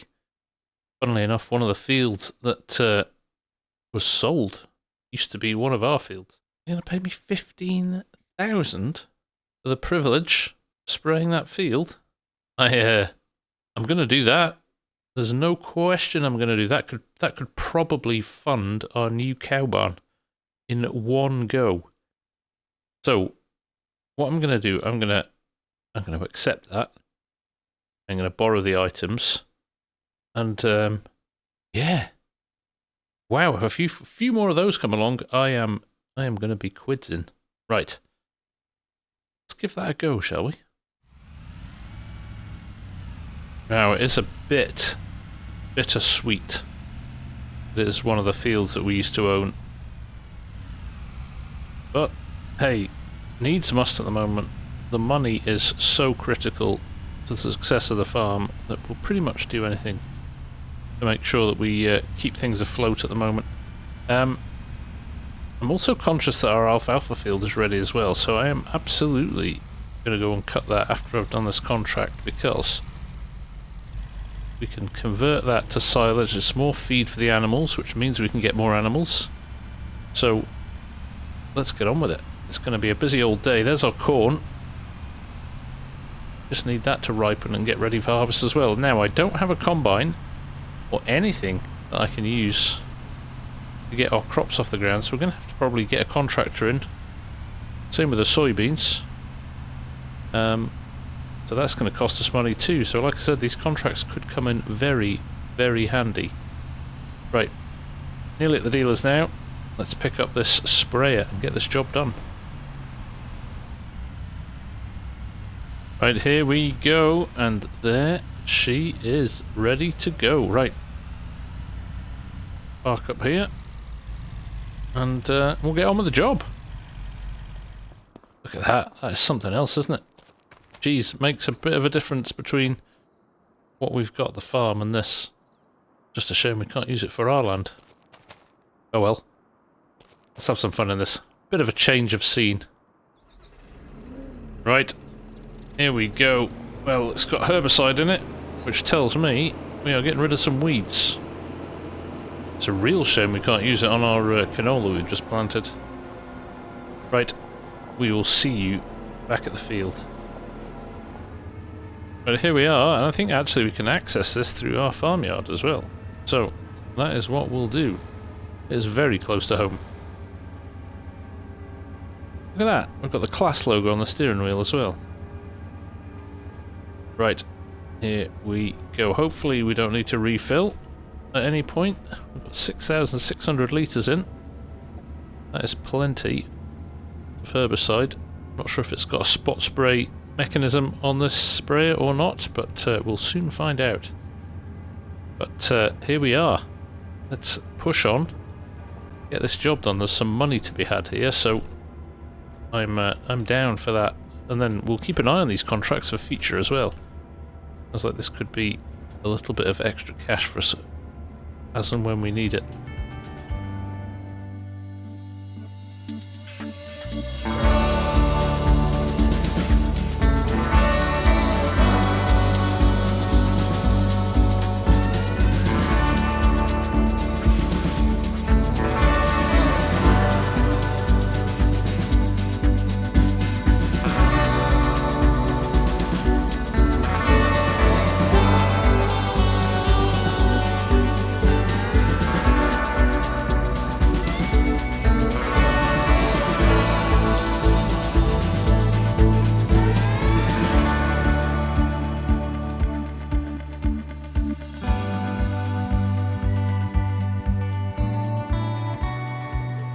Well, we're back, and we have just finished the first headland. It took a while, but the speed we were going at was insane, unbelievable, and ridiculously we've already done 57% of the field. So if you ever wonder how much of your field is made up of end rows or headlands, now you know. 57% of the field, over half of the field done. And that was just one lap around the field. Now we're going to roll down and start on the up and down rows. So we'll push on, and we aren't going to be long here at all. So we will see you very shortly.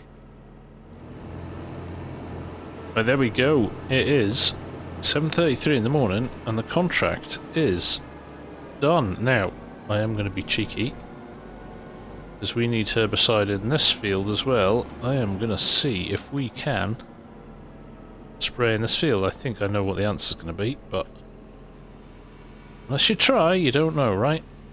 We can save ourselves a bit of cash by getting this in and done. That would be amazing. Please don't knock over our seed box. Okay, it's going to do that. Well, I haven't had any warnings yet. We can't use this for our field, so I am going to take my chances and see what happens. And sadly, it doesn't work. Oh well. It was worth a try, wasn't it? Right. First things first, let's claim this. And I think at this point we're going to sell the hog barn as well. We'll get rid of that and leave ourselves a space for our new cow barn. I'm going to return this, and then we will come back and remove the hog barn. So here we are back on the farm, and there you go, $17,630 in the account. We've got over 60,000 already. Now, if I sell this, we should get some money for this as well. Got a few people happy to dismantle it and take it away with them. So let's get that done, and then we'll see what this bit of land looks like. So there we go, it's a few days later, 74,000 in the bank. They gave us $12,000 for it, which is nice. And we will get rid of some of this rubbish, and we will sort this little bit of land out where we had a slurry pit underneath the ground for. We will do that, probably get rid of these feed silos as well, and some of this other stuff. And we've got a nice little space here for a new barn. It's pretty level as well. It's probably not going to need that much more work doing to it. So we'll get everything sorted here, and then we'll talk to you about the barn we're going to make. I'm nervous about getting it just yet, though, because it will leave us really tight on cash. So I think best thing to do is probably build up the bank a little bit more before we dive in. Now, we're in no rush, actually, because the cows in here, they're not pregnant, they're not producing milk yet, so it's no big deal, but it is nice to get some of this stuff prepped and organised.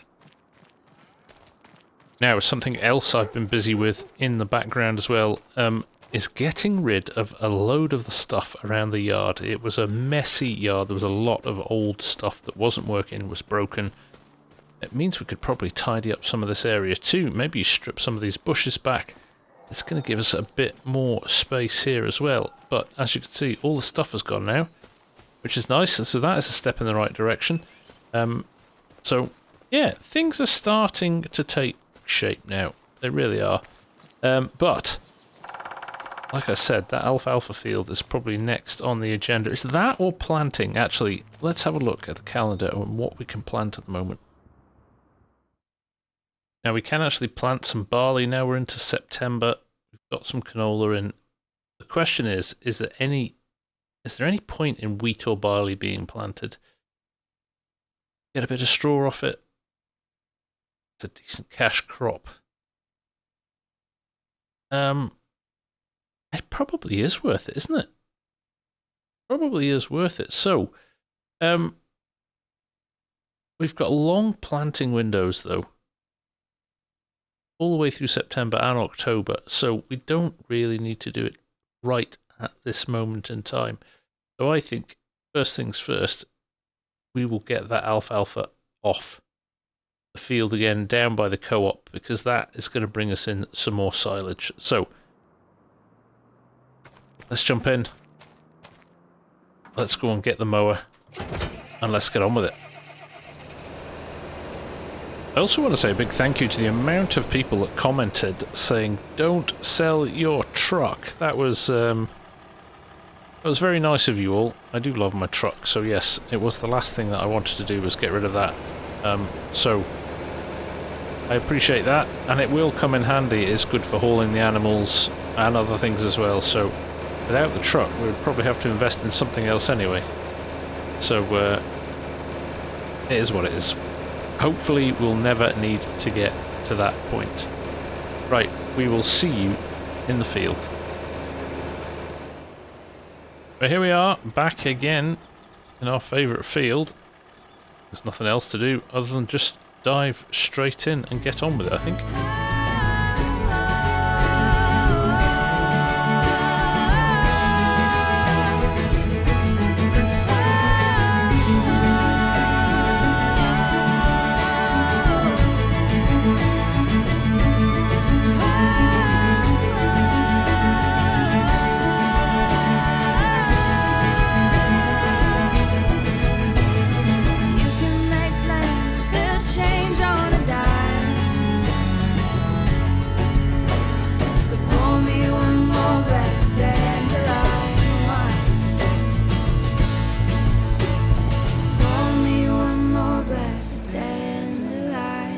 Right, here we are grinding away here. We are making progress. The fog's still lying. It's that early in the morning still. But we're getting a lot done. So, yeah, it's all positive. It's all positive. Oh, that's the dealer again. He's got a hotline to me at the moment. Hey FSG, me again. I've had a farm king tedder just come in from another farm if you are interested. It's 8 meters, so we'll cover a lot more ground than that small thing you leased from me last month. Oh, really? Yeah, I'm interested. I'm interested. What do you want it for? It's pretty old. I don't want much for it. You could take it off me for 6,000. How does that sound? Yeah, something like that. I mean, let me come and have a look at it anyway. Could come in handy as I'm just doing this alfalfa down by the co-op. I'll pop in a bit and have a look. Oh, actually, while I've got you, can you recommend somebody to combine my corn and my soybeans when they arrive? What do you mean? Hank has a combine, is it not at the farm? Excuse me? Yeah, Hank has an old Clayson. I mean, it's properly old. It doesn't have a corn header either, but you could definitely do your soybeans with it. Oh. I bet you it's hidden in the trees up at the back. He has a habit of dumping it wherever he finishes the harvest. I can't believe you've not found it. Oh, wow. Okay. Well, that's good to know. But yes, I'll definitely give some thought as to who could help with the corn. Appreciate it, man, and I'll see you later to have a look at that tedder. Okay. Interesting, interesting. We've got a combine. Gonna have to go and find that, aren't I? Right, alfalfa field done. And before we go to the dealership, in fact, he's not even open yet. It's 8:10 in the morning. I was just going to show you how we were looking with the space for the cow barn. It's looking pretty good, actually, and smoothed and levelled, and it's looking rather nice, ready for a new building. Look at that. Been fantastic. There is a hole here which we can't fill, but I'm sure we'll get that sorted before we sell. And these two feed areas. Look, watch this. This hopper bottom bin. Now, I can sell this as well. And the prices they're giving us are really good. $5,000. I don't need both of these, especially now as we don't have the pigs, so I'm going to go and I'm going to get rid of both of these. How about that? So we've even got more money. We're up to 84,000 in the bank. Things are looking great. Right. Let's go and see if we can find this old combine. Now, we said it's in the trees somewhere up here. Especially when we used to have these two fields, so I can't imagine doing these two fields with a small old combine, but yeah, there it is. Look at that. Does it go, though? I mean, he used it last year for harvest, so it's not like it's an old relic. He just abandoned it at the end of harvest. Let's just fire it up and see what happens.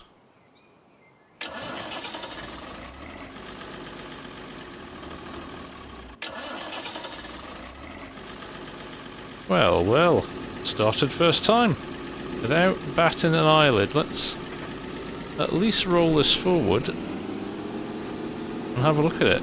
It's not the biggest header in the world, although our soybean field isn't the biggest field in the world either, so this could work rather nicely.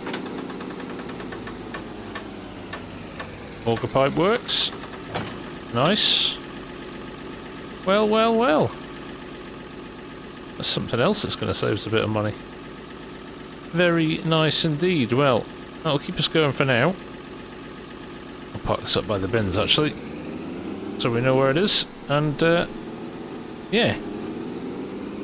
I think that is a nice point at which we can put the brakes on for this episode and come back next time, and hopefully we can windrow up the alfalfa and we can start to think about what we plant in that last field.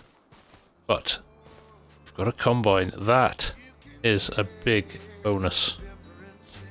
Okay, thank you everyone for your support. Thank you for watching. Thank you for the tips and advice in the comments as well. It all contributes to this series. I am loving pulling this together and sharing this with you. So thank you again for all your support. And I will see you again in the next one.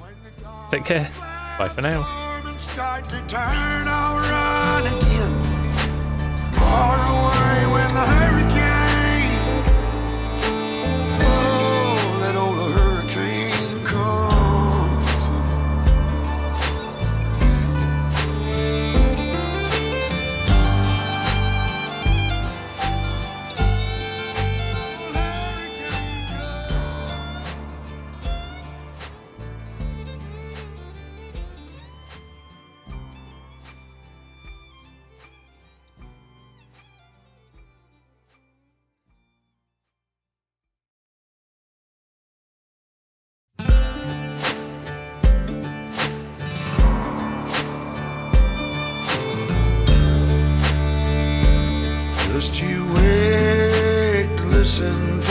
storm.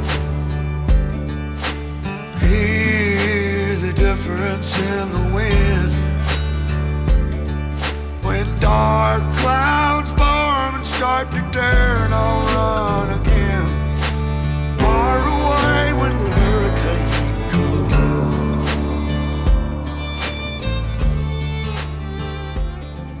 Well, I'm the only island. Hello everyone, welcome back to Ray County. We are on the road here, taking this tedder back to the dealership.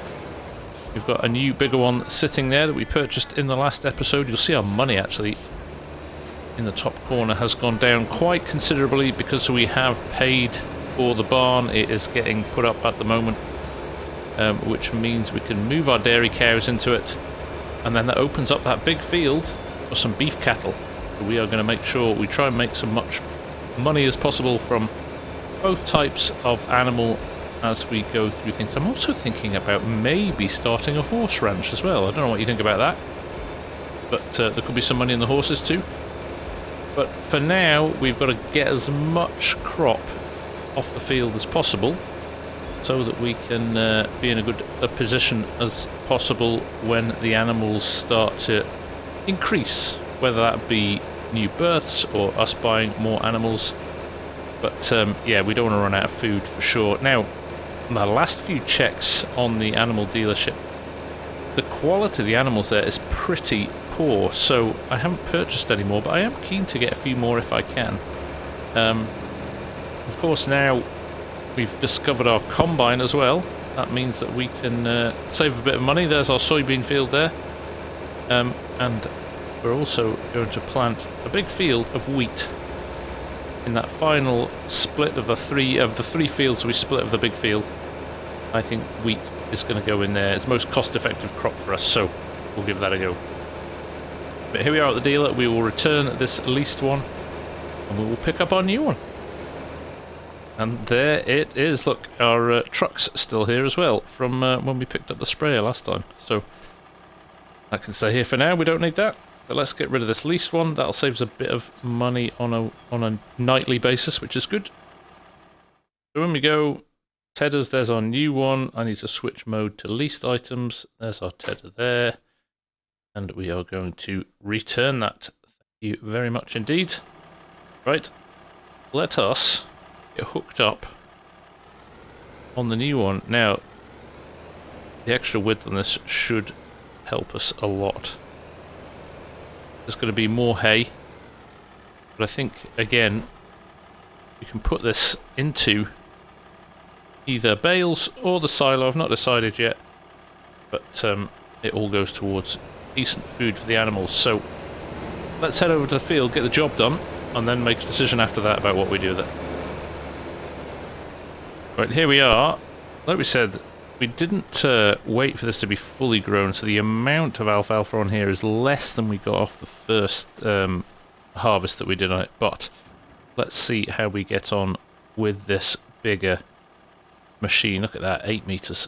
Absolutely love it. So we will get this fired up. We will get this done quickly. And then I think we're going to go with bales. That's going to be the quickest and most practical way of doing it at the moment. So let's do that. So I guess we'll see when we're done.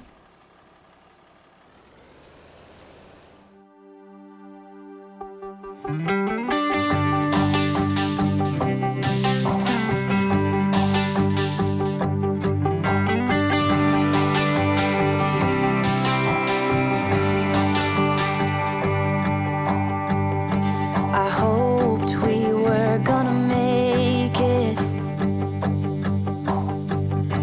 He promised we would find the time. Dreaming for eternity. Okay, making good progress here. We've only got a few more minutes left on here now. It doesn't look like much, so I am interested to see how many bales it will make with this. But equally, I think we might come down here and fertilise this field as well. It's probably due a little bit of fertilisation to help with the yield a little bit as well. And I think we need to do that on some of the other fields. We also need to get the weeds off our canola field. It's pretty thick with them. If I don't do it quickly with a weeder, we're going to have to spray it, which will cost us more, and I don't have a sprayer.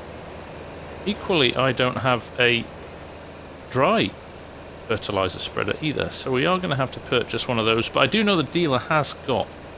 It's not very big, it doesn't have much capacity, but it could do us well for now, until we've got a bit more cash in the bank. So we'll maybe pick that up as well in a little minute. But we'll get this done, we'll get the bales done, and then we will go and get the weeder and maybe the fertilizer. Crikey, I need some help here. I'm going to have to find myself a farmhand or something, which isn't ideal in the current surroundings. You've heard in the last episode how hard it is for farmers to find farmhands at the moment, so I think we're in a bit of a predicament. Right, we're on to the headlands now, so we will be just a few more minutes. So we'll get this done quickly, and we will see you back at the yard while we pick up Baler. Right, here we are back at the yard. We shall dump this and then quickly grab the baler. I am going to finish this field first before we dump into the other fields at the back of the farm, just for ease. Cows looking good in the field there. They're all hanging out together, which is nice. We've made friends. I could drop this in here, actually. The sheds are being unused at the moment, so might as well take advantage of it. Right, let's get this parked up, grab the baler, straight back to the field. Right, here we are, nearly back again. I think I've already said this, but I am not expecting a massive amount of bales off this. We cut this very early on, although it said it was ready. Again, I do think we've probably not let it grow to its full capacity, so I'm going to start on the up and down rows, I think, rather than the edges, so we don't have bales littered the edge of the field. And then we'll see how we get on. So, let's see how many bales we've got. We hoped we were gonna make it. Little did I know that time would take us to a place where love could grow, but in a different way. Bigger than they'd say, now looking at you.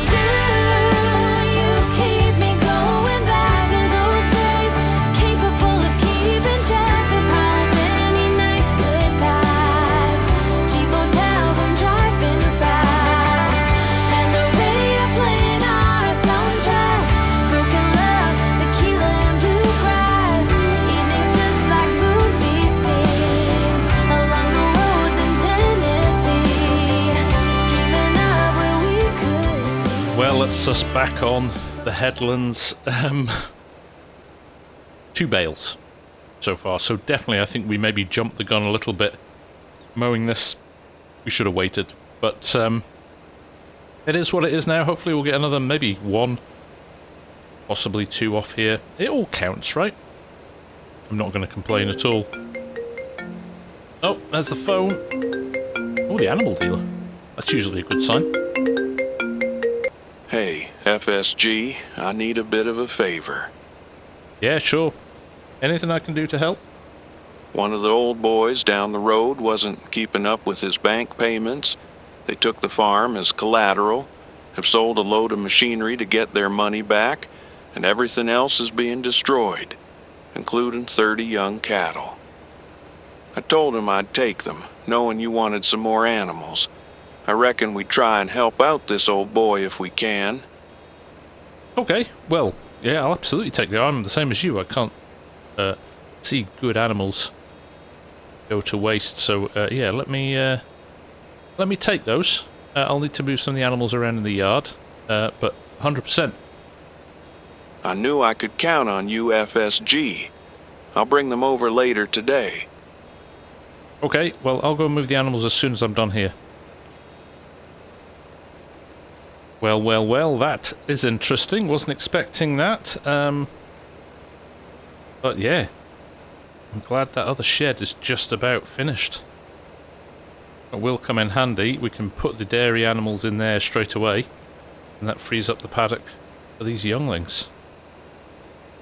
depends how young they are, I suppose. We could maybe put them in the weaning shed to start with as well. Let's work it out when we get back. Right, there we go. Field done. And actually, look, I was being pretty pessimistic. We ended up with 5 bales in the end. Not bad at all. Not bad at all. Plus whatever's in here, which I think is just under half of a bale. So let's just unload this here as well. Right, little bale unloaded. Let's run back to the yard. We're going to need to go actually to the dealership, grab the truck. We'll get the trailer, move the dairy cattle. And then our new arrivals can be dropped straight into the paddock. How exciting. Right, this is us at the dealers, just grabbing the truck. Now we're going to run this down to the animal dealer. We're going to grab the trailer so we can shift the cows. And then we will be back. Right, here we are. Let's get the tailgate open so we can attach this up. And once we're in place, we are good to go. There we go. Tailgate shot. Right. Let's get these cows moved. I don't know when the others are coming. He did say it would be relatively soon, but I guess we'll just have to keep going until then. And then I think what we'll probably do... I don't need to go and pick the bales off the field here just yet. I think we might get into that planting. We have got both the oilseed radish field, which will need cultivating again, because we don't have a direct drill seeder. But the other bigger side of the field we can start to seed, so that's probably what we'll do after this. So, as soon as we can shuffle these animals around. Now the other concern I have as well, no straw yet. We have some silage, we have some hay, but I still can't make my own TMR. Now the reality is I'll probably buy my own bales at some point. I think this afternoon though, what we'll probably do is head down to the dealer there and just buy some TMR direct from him. He's let us have some before, so we'll probably just do the same for speed. Just need to get these animals in and settled. So we'll reverse up to the gate here, get these loaded up, move them over to their new shed. They're going to need some TMR as well in there, because there is some in this shed, but we haven't put any in the new shed yet. And then we're all systems go.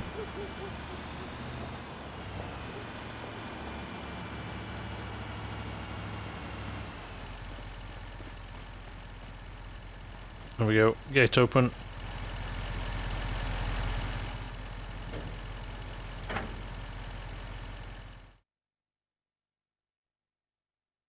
The animals move to trailer. Close the door. I think you can just about see them in there. Yeah, you can see them in the front area. Right, let's drop them off at their new home. Now, at the moment, there is no grazing area with this shed. They do stay indoors the whole time, which I'm okay with, because there's only a few of them. If we end up getting more, or they start breeding, we might have to think of another alternative solution, or just have an outdoor shed for maybe the summer months. So, something to think about in a little while, but not overly concerned just now. Right, let's try and reverse this in. I need to line myself up just a little bit better here. Right, there we go. That looks better. Let's see if we're in the right spot. We are indeed right. 1, 2, 3. Move to husbandry. There we go. Oh, we're doing them individually, are we? Oh, that's fine. Do them individually. There we go. All 3 of them in there. Happy days. Yes, like I said, we will maybe just see if we can hold on to this trailer for a little while, just in case some of those new animals need separating out as well. There's a mixture of young and old, we'll see. But let's shut the gate here. We'll probably take the mixer wagon down and get that to pick up some TMR for these three. So that's what we'll do next. Right, here we are in the Rotomix. Dog barking at me because he thinks I'm coming in to give him a walk. Not a chance, my friend. We've got far too much to do today. There we go. That is a full load indeed. Right. Perfect. We will throw him some money for the privilege of just having that, which is great. Just helps us in the short term while we're just getting started. But we'll run this back to the yard now. We'll probably put some in the new pen because we're having a much larger amount of animals in there, and we'll probably split it, maybe half and half, with the milkers. Right. Back at the farm in just a second. Right, here we are. Back at the farm, and wow, wow, wow! Perfect timing. It looks like they have dropped off the calves while I've not been here. That's awesome, and look at them. How great do they look? They've got food, so I'm not going to worry about them straight away. I'm going to go up to the others and feed them first. But doesn't that look nice? Having a whole field full of animals. That's what we set out to do here, so I'm really pleased about that. Now, make sure that these other guys have got a bit of food in, and then we'll go and check them out properly. Pop the gate there. Now, I think I'm probably only going to put half of this in here. We'll put a little bit more in the other shed. There we go. Keep an eye on what's coming out. Maybe about 15,000 in here. I should keep these three going for a little while. There we go. Okay, a little bit more. We give them a little bit of a top up, but that's fine. We'll give the rest to the other guys. There we go. Top them up.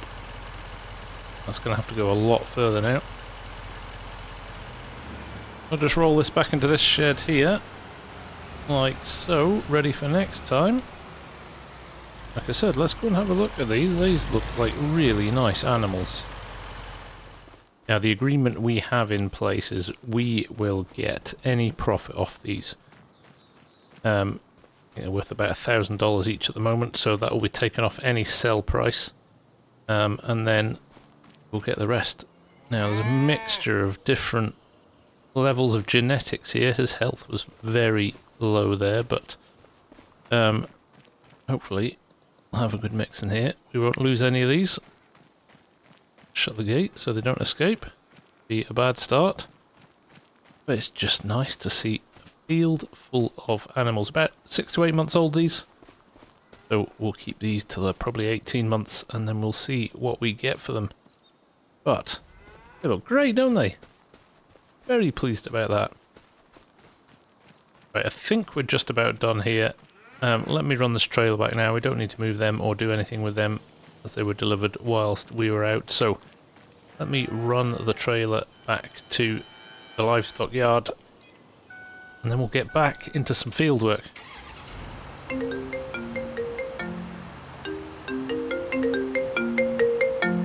Hey, FSG, if you're bringing that cattle trailer back, I wouldn't bother unhitching it. Oh? Why's that? You'll see when you get here.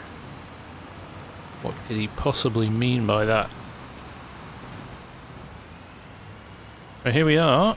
I will not unhitch though. I will do as I'm told. Let's have a look at what's what here. Here we are. Got some youngsters in. 10 months. Look at that. Extremely high across the board.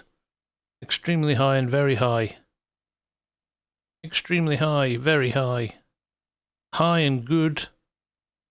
High, high, high and good. Oh, okay. Last one. Okay. There's 1, 2, 3, 4, 5 outstanding animals here. Okay, this goes against every bone in my body because we don't really have the money to do this, but think of the returns on these. This last guy, 497. Is he still good? Yeah, 497. Okay, he's only 4 months. 10 months, 8 months, 9 months, 10 months. Okay. I selected. Yes, that's nearly $5,000 in total. But I can't not, can I? Animals that good do not come along. You've seen what comes in recently. There's never anything of that caliber. So, they are mine. Okay, our little herd just got a bit bigger again. Right, let's get these into the calf shed with the other one. At least the other guy's going to have some company now too. Here we are, back already. Now, I've just been told that the value of those animals in there came to $32,000. So we know we owe $32,000 to the farmer who's giving us those as soon as we can really afford it. He's done now. He's done with farming. He's out of business. He's just happy to take the money when the time is right. So, that's what we'll do. We will sell all of those. But for now, let's stick our new Frisians into this shed here. We'll keep them in here until they're of age. And then they will go into the other shed. But let's highlight them all. So impressed with how good these are. We've selected to the husbandry. Yes, there we go. Trailer is empty and we have got a few friends for our little pal in there. Stop this here. Let's go and have a look. Make sure everybody's happy. Make sure they've got enough food. They should have enough food. The little guy in here on his own, not eating loads. There we go. Fantastic. We've got a proper little farm going now. What a difference. Yeah, 11,000, nearly 12,000 litres of food still in there. So, everybody's happy. Wonderful. Okay. Now I actually do feel like a herdsman. There was a lot of field work going on the last few weeks.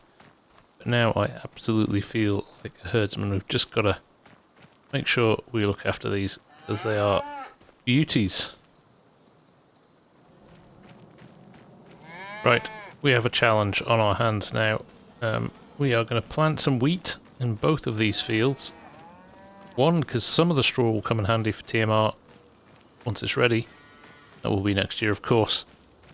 Two, it's probably the one that will yield the best, as well as selling the straw. Now, this field, with the oilseed radishin, will need to be cultivated first, because we do not have a direct seeder. But if we go over the hill here, you should be able to see the other side of this ridge. There we go. This field over here is good to go. However, it is colossal. If I show you from the map, there we go. You saw how long it took us to do this one the other night. It's easily probably half as big again.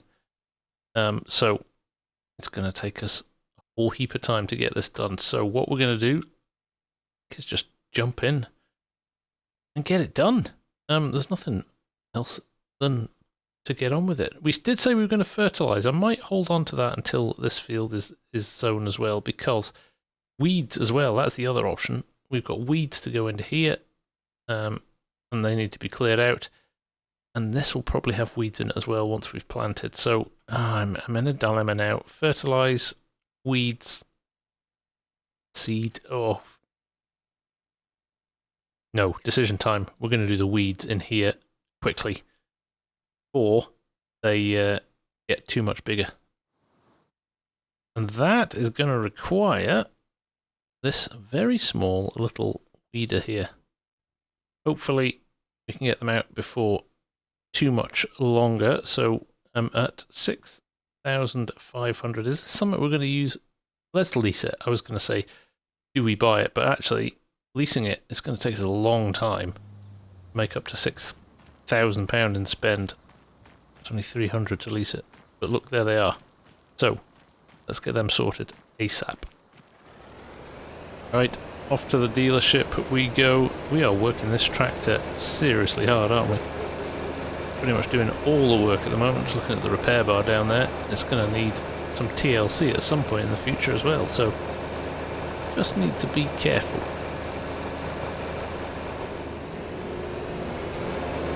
Now here we are, back at the dealers. Feels like we live here. There's our little weeder.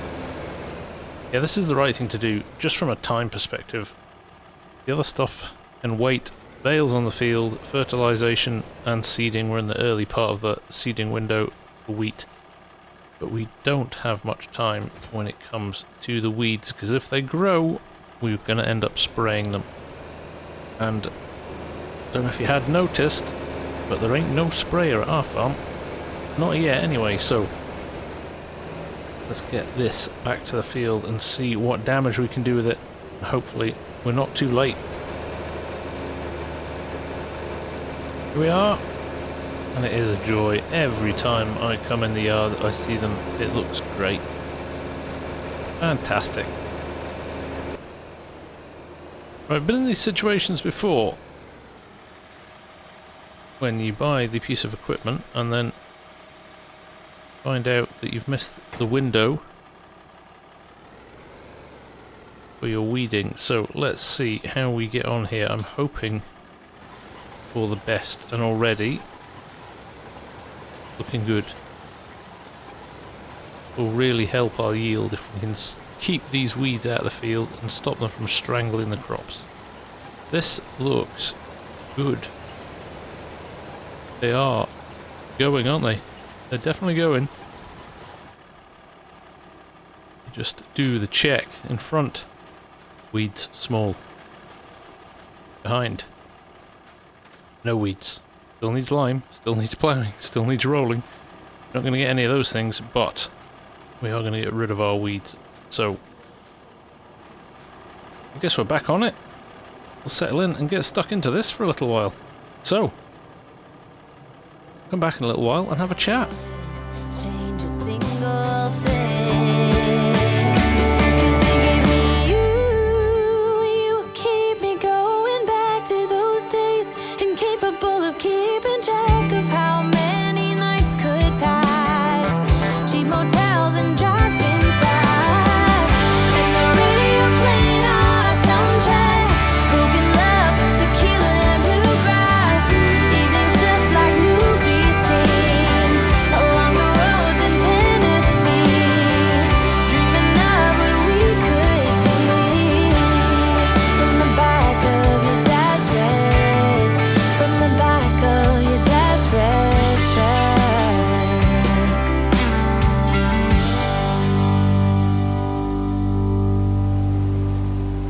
Right, we're making good progress here and we are getting rid of all of these weeds, which is fantastic. So I'm going to just keep going with this. It's going to take a while. It just is slow with the small equipment. There's not much more I can do about it, but it does give me the opportunity to say I think we're going to call it for this episode here. A lot has happened in this episode. I can't believe we have got the amount of animals that we have now.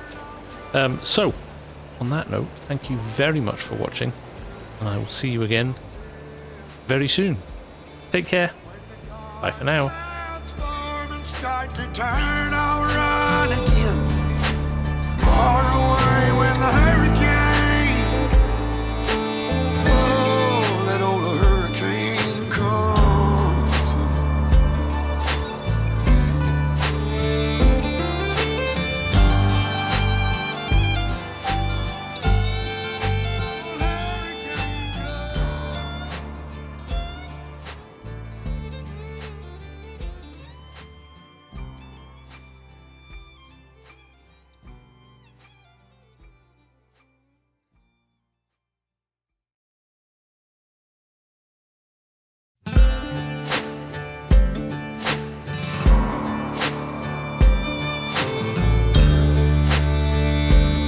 Just you wait to listen for the the storm.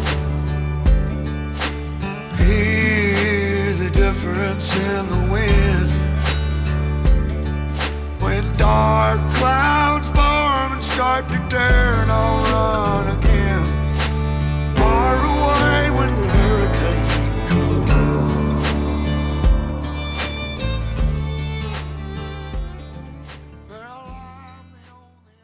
Hello everyone, welcome back to Ray County. It is early in the morning at the moment, and we've had a bit of bad news in the night. Those 30 cows that we bought in yesterday, we've already lost one. It wasn't very well. We knew it wasn't very well, but we were kind of hoping it was going to turn itself around. But sadly, we are down now to 29 beef cattle in the pasture, which is a shame. Hopefully we won't lose too many more. Obviously there's an income attached to this, and we need that money, but equally we don't want to see animals suffering either. So there we go. A little bit of a sad start to the day, but that is the nature of farming sometimes. Now today we have got a lot of seeding to do. We've got some cultivating to do as well. The two fields that we haven't planted yet, we need to get wheat into both of those. It's going to be a cash crop. It's going to help us build the coffers up in the bank and hopefully start to pay off some of that debt as well. There are a couple of contracts on the go as well that we'd like to have a look at if time allows, but we are edging closer to the corn being ready and the soybeans ready, which hopefully should be a bit of a payday for us if the money will let us stretch that long. But you know the saying, no rest for the wicked. Let's get in. We need to get that oilseed radish cultivated under, get that field ready for some planting. Like I said, we're going to go for wheat in both of them, so let's get stuck into it. Yes, the early morning mist hasn't left us yet. So I think what we'll do, I wish we had bigger equipment. The sooner the better we can get some money, the better we will be able to be in terms of covering off field. Size is quicker. It does take ages to do everything at the moment, but that is the nature of the beast when you're starting with very, very little. So let's get it hooked up. Now we haven't actually used this yet. It's quite a big piece of kit for this tractor, but there's some good horsepower in this tractor for a small tractor, so I think we'll be alright. Lucky it wasn't one of our milk cows that struggled in the night. They're all still looking good. It was one of the beef ones, but unfortunately, yes, that loss will be felt financially at the end of the year. Right, let's drop this down. Let's get started on this. I hear we've got a new neighbour as well. Oh, I am wheel spinning like crazy here. That's interesting. The reason we're doing this, we don't have a direct drill seeder at the moment. So it just means we have to cultivate this oilseed radish back under, but it will give us an element of fertilization, which is why we did it the first time. This was something I was concerned about. Less so power here, but grip is proving to be a little bit of an issue. You can see the tyres spinning there as we're trying to get this done. This could mean we'll take a little bit more time than we wanted to over this. We could maybe look at some joules on this as well, if that's an option. I think there might be some in one of the sheds somewhere. But it looks like it's when we're just starting off, so maybe if I keep my foot in and keep going, we'll be alright. Let's push on, let's get this done, and then we can get into the seeding as quickly as possible. Here we go. It's proving to be on the slopes that it's a problem. I think I might have to go and look in the shed and see if we can find ourselves some joules. As long as I keep my foot in though, it's wheel spinning but not too much. I do think maybe a weight on the front as well. Let's head back to the shed and give it a go. We can just leave this here, I think. Just reverse slightly, drop this down, and we will go and check.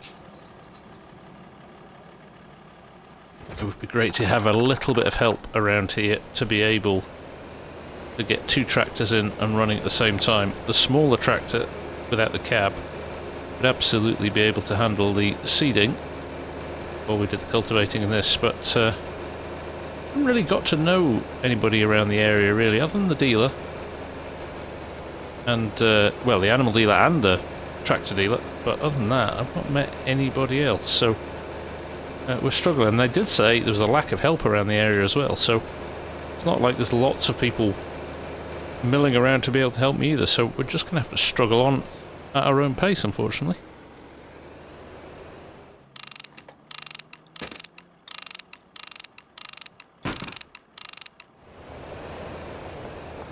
But here we go. Now we are talking front weights and duals on. This should make a big difference. And if it doesn't, I don't know what we're going to do, because I don't have another tractor. Let's get hooked up and see how we go. Right. Like I said, weight on the front and more tyres. And we are going better. Still trying to spin up a little bit, but it's definitely moving faster now. So, let's crack on.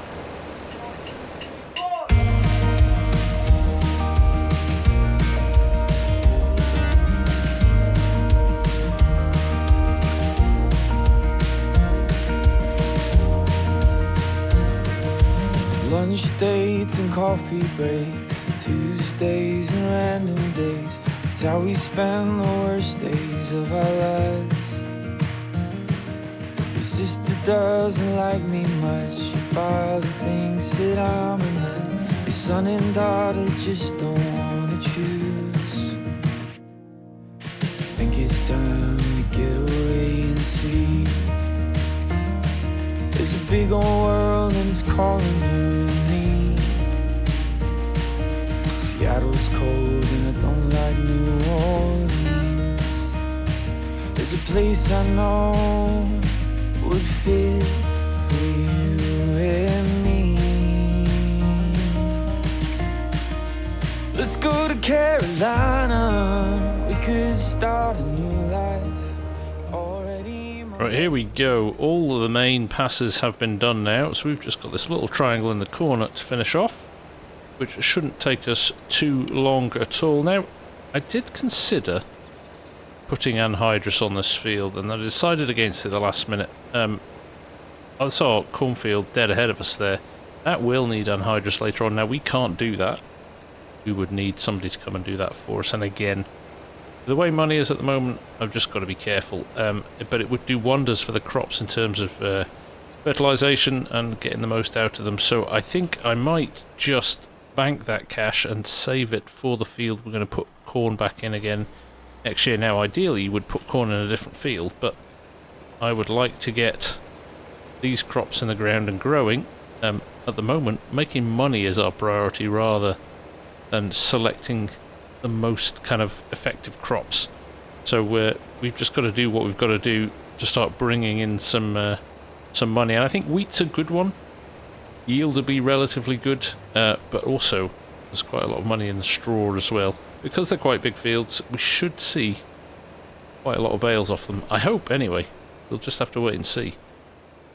So let's finish this off. I hear there's a new farmer as well on the other farm near the dealership. He was getting rid of a lot of equipment there. They have the same kind of predicament we have. Pretty strapped for cash. But the benefit they had is they have a load of new modern equipment. We are stuck with the old stuff. So it's going to take us a lot longer, I think, to get to a position where we can start investing in some brand new equipment. Although those contracts that we helped out with could be lucrative as well. And I think we'll have a look at a few more of them at some point, because I really do think that extra cash could really keep us afloat while we're waiting for stuff to happen. I think once we go into our harvesting seasons and start getting some cash from the crops, that's good. Hopefully we can fatten these cows up too and get rid of them in the not too distant future. Hopefully get a bit of milk. At the moment, we have not made a single penny. Everything has been outlay so far. But there you go, field done. That didn't take too long at all. This tractor is an absolute machine. It's going to need repair at some point in the future as well. I don't know what I would do if we end up with this tractor breaking down, because it has been an absolute backbone of the farm since we arrived here. Right, let's throw this in the shed. You will have noticed that the cash has gone down again. That's because we had ordered some more seed and fertilizer. We've got a little bit there, which we will finish off. But we have ordered a little bit more because I do think we are going to burn through some. And even if we have extra, it's stuff that we can use later on in the year. So, first things first, let's get this dumped in the shed, pick up the seeder, and we'll keep going, I think. That's our best option at the moment. Just batter through this stuff as quickly as we can. These are jobs that just need to be done. There's no putting them off, so let's crack on and get them done. Right, there we go.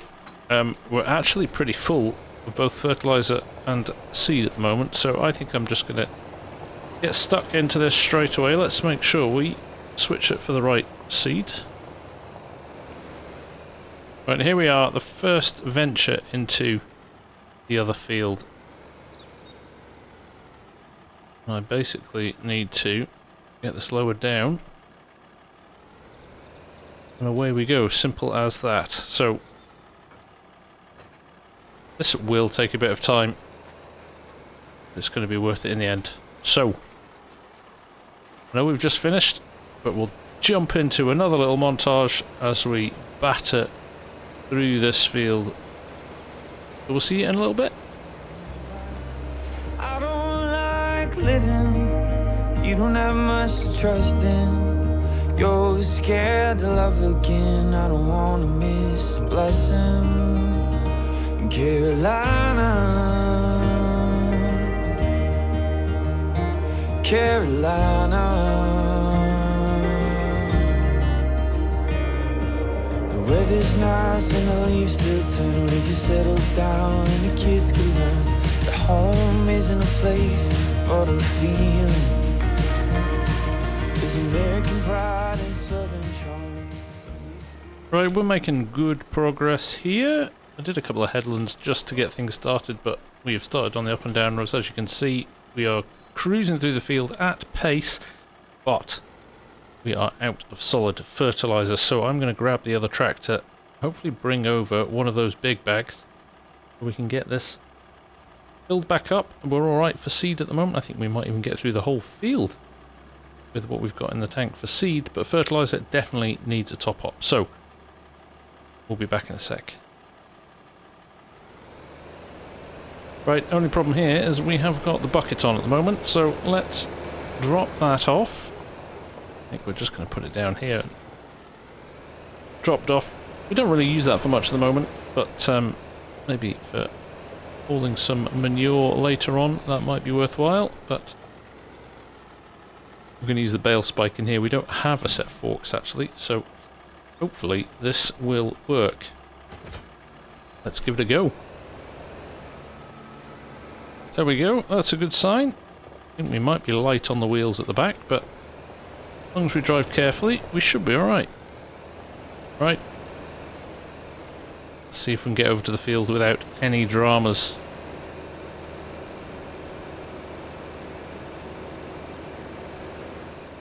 Here we are. Yes, like I thought, we are light at the back, but as long as we're careful, we don't have to raise it too high here. As long as we're careful, I think we should be alright. Let me just jump in and open doors like so. And roll into position. Stuck on the mud a little bit there. Oh, come on. A little rut in the ground. Just stopping us hitting our marks. There we go. Is that it? Surely not. No, there we go. It is rolling backwards. That's the problem. It's rolling backwards into that rut. So we're going to have to do a little bit of just jiggery pokery to make it work. There we go. I think we've hit the point there. Tremendous. Okay. Nicely done. Now what I might do is just leave this here. I'm kind of hoping we'll get through the field without needing it again, but we will need it with the second field. So, worked well that. Very pleased about that.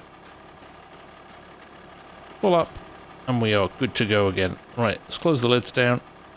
And let's push on again. So, I think you've seen enough of us going up and down fields so far. So, we'll just join you either when we run out of fertilizer again, or the field's finished. See you soon. Right, job done. That field is done. That feels like a real win, getting that sorted.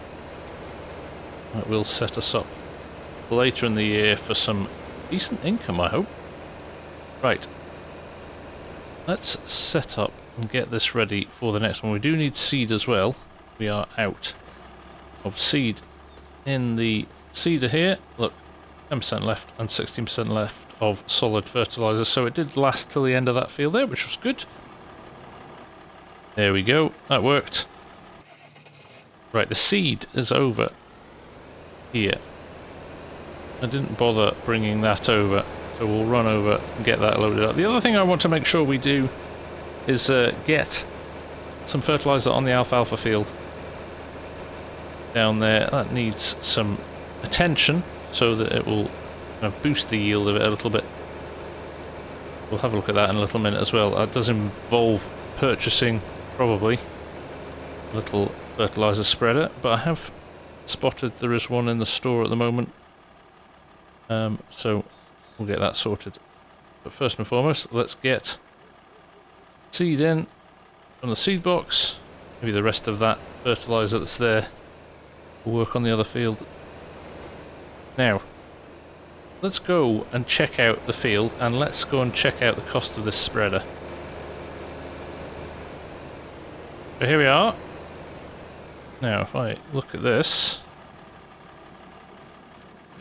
we need nitrogen.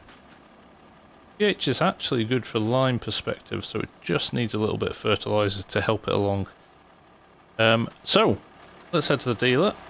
Let's pick up that little fertilizer spreader that we found, and hopefully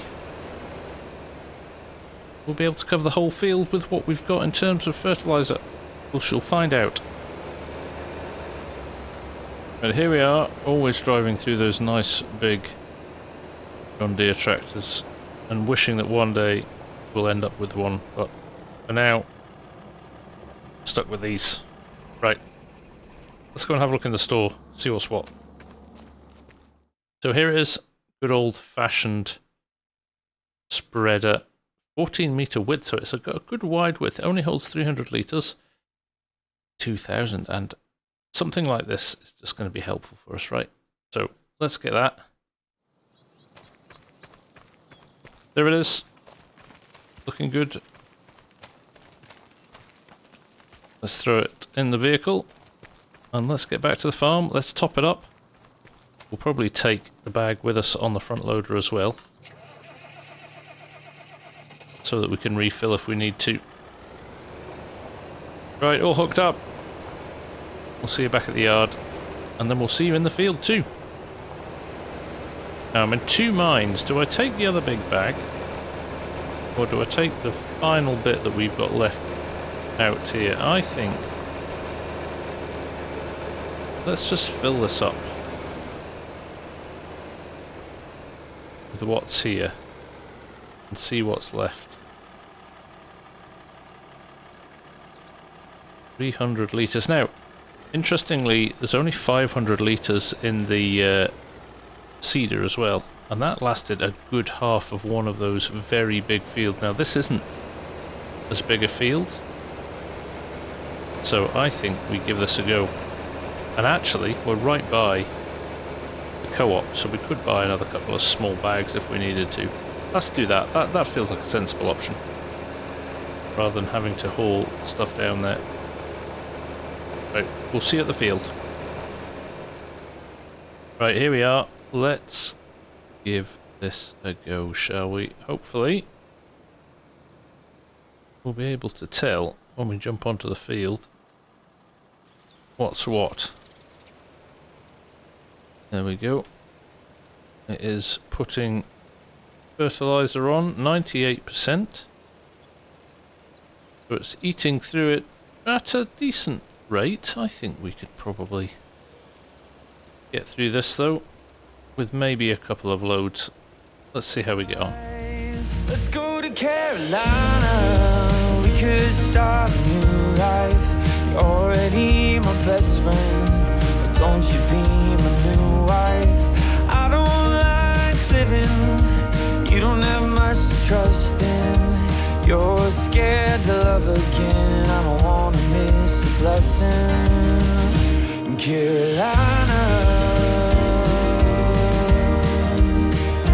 Carolina. Right, we've just stopped here. We have got 3% left in the spreader. Actually got further than I thought I would. Let's just have a quick look at the map. Yeah, we did the headland and then a chunk of the field. Okay. You just keep going. We'll head over to here where we can pick up some fertilizer. One more fill. Should get this field done. It's spotty, isn't it? I wonder if it's that spreader that's doing that. Anyway, it's better than it was, which is important. Right, I just realised I was running a variable rate mod as well as precision farming there, so I may have explained why I've had those slightly weird application. But now, make sure this is not lime, but we'll just get some more solid into the spreader.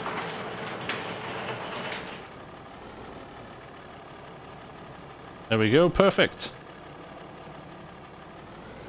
Instant 300, $173, so sensibly priced as well. Right, back to the field. Let's get on with this. You know, looking at our field map down there. Let's just get into place here. See what happens now. This feels a bit better already. More consistent application. Yes. Problem solved. Right. Crack on and get this done. Shouldn't take us too long at all.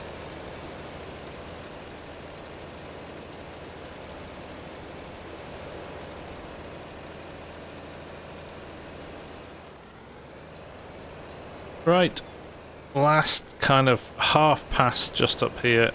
54 litres in, so we are going to make it to the end. But only just. You can see down in the bottom corner of the mini-map there, we are getting some better coverage now than we were before. Which explains that conflicting mod, but we've sorted that now. So, yeah, there are a couple of patchy bits, and that is what it is, but in general, I think we're going to see a better coverage on the field now. So, let's head back, let's dump this, and then straight back into the seeding, I think. It's a busy old day, but these tasks need to be done, so we might as well push on and get them done. I have to say, I'm very pleased with this as an investment. Absolutely great for what it cost us. Hopefully it's going to become very useful. Shame it doesn't spread lime. I'm just going to pop it in the shed here for now. I think we don't need any seed or fert. We'll just have to wait and see. But if we do, we can run and get some. Right. Let's go find the other tractor. Here we are, back in the old girl. Fully ready to go. So it's just a case of dropping down the seeder and getting started. More wheat. That's what we're going to do in everything at the moment. Bulk crops. Try and make some money. So, we'll push on for a little bit, and then we'll come back and have a chat.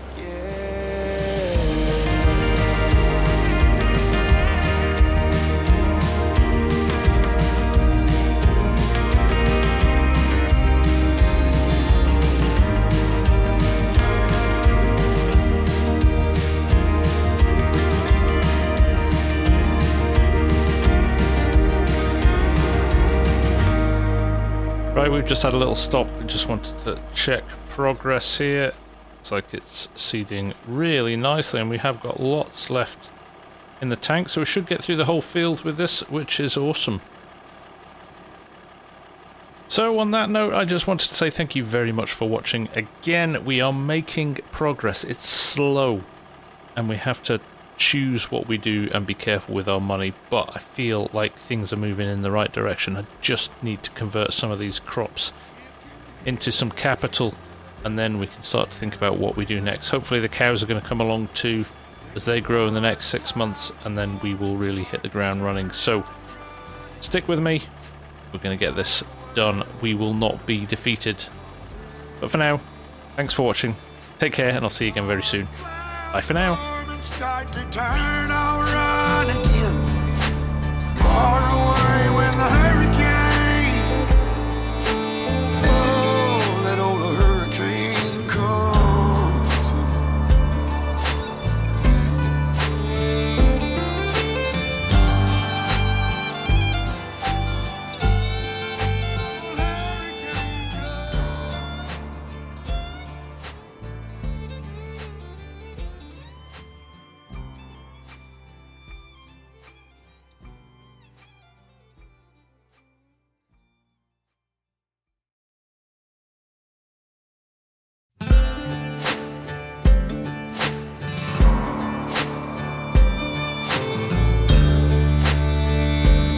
Just you wait to listen for the storm. Hear the difference in the wind. When dark clouds form and start to turn, I'll run again. Far away when the hurricane comes in.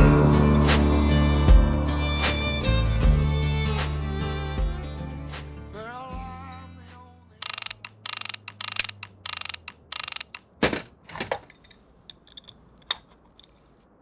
Hello everyone, welcome back to Ray County. The big day has arrived. Yes, soybeans and the corn are ready. I am super excited about this. This could be the day that we start to recoup some money. Now, we have a few challenges on our hands, as you've seen already. We are trying to quickly repair the combine. Even if it gets us through this harvest, when I say this harvest, this field of soybeans, that will be enough for us. We could look at something bigger and better for future harvests, but you know, with money as tight as it is at the moment, we have to go with what we've got. And then the other issue is we don't have a corn header. So how we're going to get the corn off at the moment, I don't know. I think a conversation with the dealer might be in order there. The other issue is we don't have an auger to put the crops in the bins. So I think even before we do anything else, we're going to have to get one of those sorted. So there is a bit more investment required to get things running. But first and foremost, let's get this combine finished. Well, it may not look like much, and it is still pretty dirty, but it is running very smoothly at the moment, which gives me real hope for getting through the field. I was worried that this wasn't in a state that we would be able to use it, but it's going well. So, I think we'll turn it off for now. We'll go and get the auger sorted, and we'll have a little bit of a conversation about what we can do with a header, and then we'll take things from there. But here we are, coming over the hill. Now, the neighbour here, a chap called Argsy, who's just inherited that farm, did pop over the other day and asked us if we were interested in some cornstalk bales. At the moment, I can't really afford to buy them, but I may take them off him. There might be a bit of a deal to be had there as well. He doesn't have a baler. I may lend him our baler for a bit. Those conversations are ongoing, but you know, farmers helping farmers, always a nice thing to do. Right, let's see what the dealer's got in terms of augers, etc., and we'll take things from there. Right, here's where we are with things. They have this meridian in. I don't think it's long enough. Almost perfect, but it's just not long enough. We've got these two short augers here. Again, I don't think they'll go in. I did think about this one, but it's definitely, when you think about the bins, it's not going to reach. So it could well be this big conveyor, which is slightly overkill. I do have the drive over as well, if we had a big enough auger, but yeah, I think our only option is this, which is frustrating because it's the most expensive of the lot. But I think for now, I think we're going to have to lease this. Could find used on this. Gonna not spend that money at the moment. It's gonna drain us too quickly. We could do some money in the bank. So even though the lease is 1,300, but needs must, unfortunately. Needs must. But that is that bought. Okay, let's have a chat to him about headers as well. Okay, so he's given us this as the option. This is a new New Holland header. May run on the Clace, and he said we can test it whether or not we've got the power for this. Our current header is 4.2 meters. This is 6. So we might be asking a bit much of it. He said he's willing to let us try it. And if it doesn't work, he won't charge us for it. But if it does work, we'll pay the leasing fee. So I think nothing to lose in that case, have we? Whether or not it's even compatible, we'll just have to wait and see. So we'll worry about that later. I think the first thing we're going to do, get this auger back to the yard and get the soybeans off the field. Right, there we go. He's brought it round. Looking good. And here is our auger. It's going to be fun running this down the road, but we'll give it a go. So, I guess we'll see you back at the yard. Well, that was a challenge. We've just pulled over here. There's no way we're going to make that turn. The end of the auger would be clipping these trees, so we're just going to have to do a little bit of a turnaround in this field here, which is okay. I did check with the owner before I did it, and he said, yeah, no worries at all. So let's just whip this round here, and then we're going to be able to tackle the entranceway pretty much straight on. Like so, which is good. This is actually a field I wouldn't mind purchasing off him at some point. Nice size field. I do think maybe selling the alfalfa field at the bottom could be the right thing to do. Switching to something a bit closer to the yard, but at the moment we've got enough to worry about. So let's get this over one of the bins. See how we get on. It is overkill. It really is overkill for the farm, but like I said, it was the only one that would get high enough for these bins. So the only one we could really take. Right, I think the plan is here. We'll use this end bin and try and give ourselves a bit of turning space with our trailer and stuff. See how we get on. So I think that's about as far as we can take it with the truck. We might have to maneuver it by hand now. Right, it's got a little motor in it, so we'll fire that up and then we can raise it slightly. Like so, and maybe one more. And we can roll it into position. Like so. Let's just get it over the bin. There we go. That looks pretty good to me. And we just have to open up the hopper at the bottom to unload it. We've got a few bushes in the way there. We might have to do a little bit of quick landscaping to get rid of some of those, but that's easy enough to do. Right, hopper disconnected. Let's roll it around just to a point at which I think will be good for unloading. Somewhere like that. I think we're pretty good there. Tremendous. Right, I think that's everything done. Bin lid is now open as well. It will park the truck. We'll go and get the gravity wagon, get that sorted with a tractor, and then we'll roll the combine down to the field and see how we get on. Like I said, no help for me yet, but we'll do everything by hand for now. But I don't think it'll take too long. Hopefully soybeans. I'm not excited about the yield, to be honest. You can see the amount of weeds in the field. We've driven past it enough times to know that it's maybe not the best it's ever been, so we can work on that for next year. But for now, we'll make do with what we've got. Hopefully, this year's prices are pretty good. Right, the jewels are still on this, and we're going to go straight in and cultivate these fields and plant these fields as soon as we're done. So I'm going to leave those on that, which means the other tractor behind there will use that for hauling. There's the gravity wagon as well, so it looks like we're going to have to get the combine out first. So let's run this down to the field. No luxury of a header trailer for us, so we are just driving cautiously and hoping that the traffic spots us in time. There is enough space at the side of the road for me to just move over as they come past. Some are more considerate than others, but that's pretty standard, isn't it? Okay. We're doing alright. Glad the weather's good as well. Imagine if it was raining and no cab. Right, here we go. We are in. Apologies to all the traffic that patiently sat behind me there.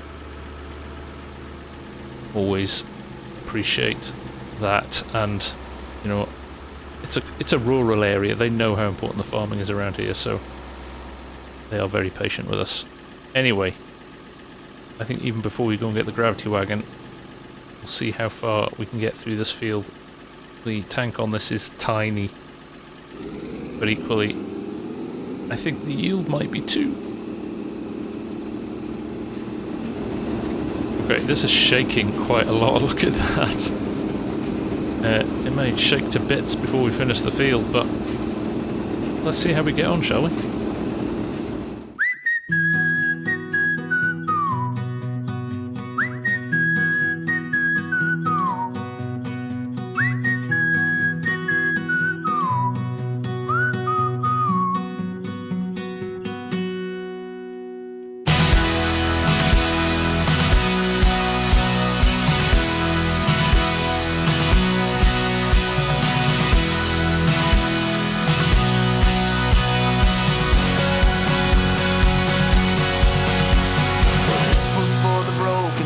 Lame, the weak, too afraid to start the dreams that only came to pass them by. Here's to the broken man who stood and watched when he heard you can, 'cause it shows me that faith is more than sight. Right, so far so good. We are just past our first headland, onto our second. I'm about 65% full, but I don't want to end up on the back of the field. Have to drive the wagon all the way around there, so I might just put the brakes on here now, get unloaded, and then crack on again. So let's go and get that gravity wagon from the yard, and yeah, see how much we're going to get off this field. I'm impressed it's full already, but like I said, it's a very small hopper on this. Here we go. I might just drop the spreader off, and also front loader. Don't need that on at the moment, so that can stay here. There we go. Right. Gravity wagon. Which has been sitting here since we arrived. I've not even looked at it, so hopefully everything works. Worst case scenario, if it can't unload or anything, we can get it into the shed and dry, but hopefully everything's working as intended. We shall see very soon. Well, my prediction is we might get the entire field in one gravity wagon. That would be good. And then big test on the header for the corn as well. But we do have that soybean straw as well that we need to get off the field. It's a nice little bonus, that. I don't think we've got any use for it, but we can certainly sell it. That might be the first thing that we actually sell and make some money off. Same with the cornstalk straw. I don't think we need much of it, but enough to keep the animals happy for the next wee while, so yeah, we should be good. Anyway, here we are. Let's get unloaded. There we go. Looking good. Yeah, we'll just wait for that to finish unloading, and then we will jump back in here and push on. Pipe in. Let's get back on with it.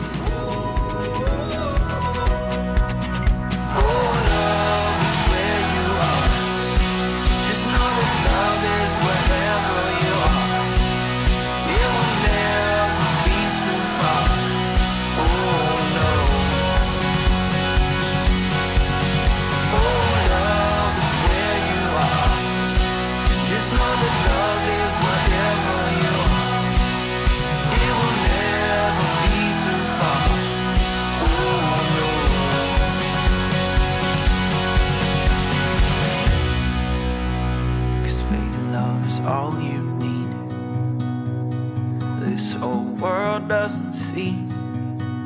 Someday we could all be free. We could change the world if we would just believe. 'Cause faith and love is all you need. This whole world doesn't see. Someday we could all be free. Yeah, we could change the world if we would just believe. Oh, love is where you are. Just know that love is wherever you are. It will never be too far. Oh, no. Oh, love is where you are. Just know that love is wherever you are. It will never be too far. Oh, no.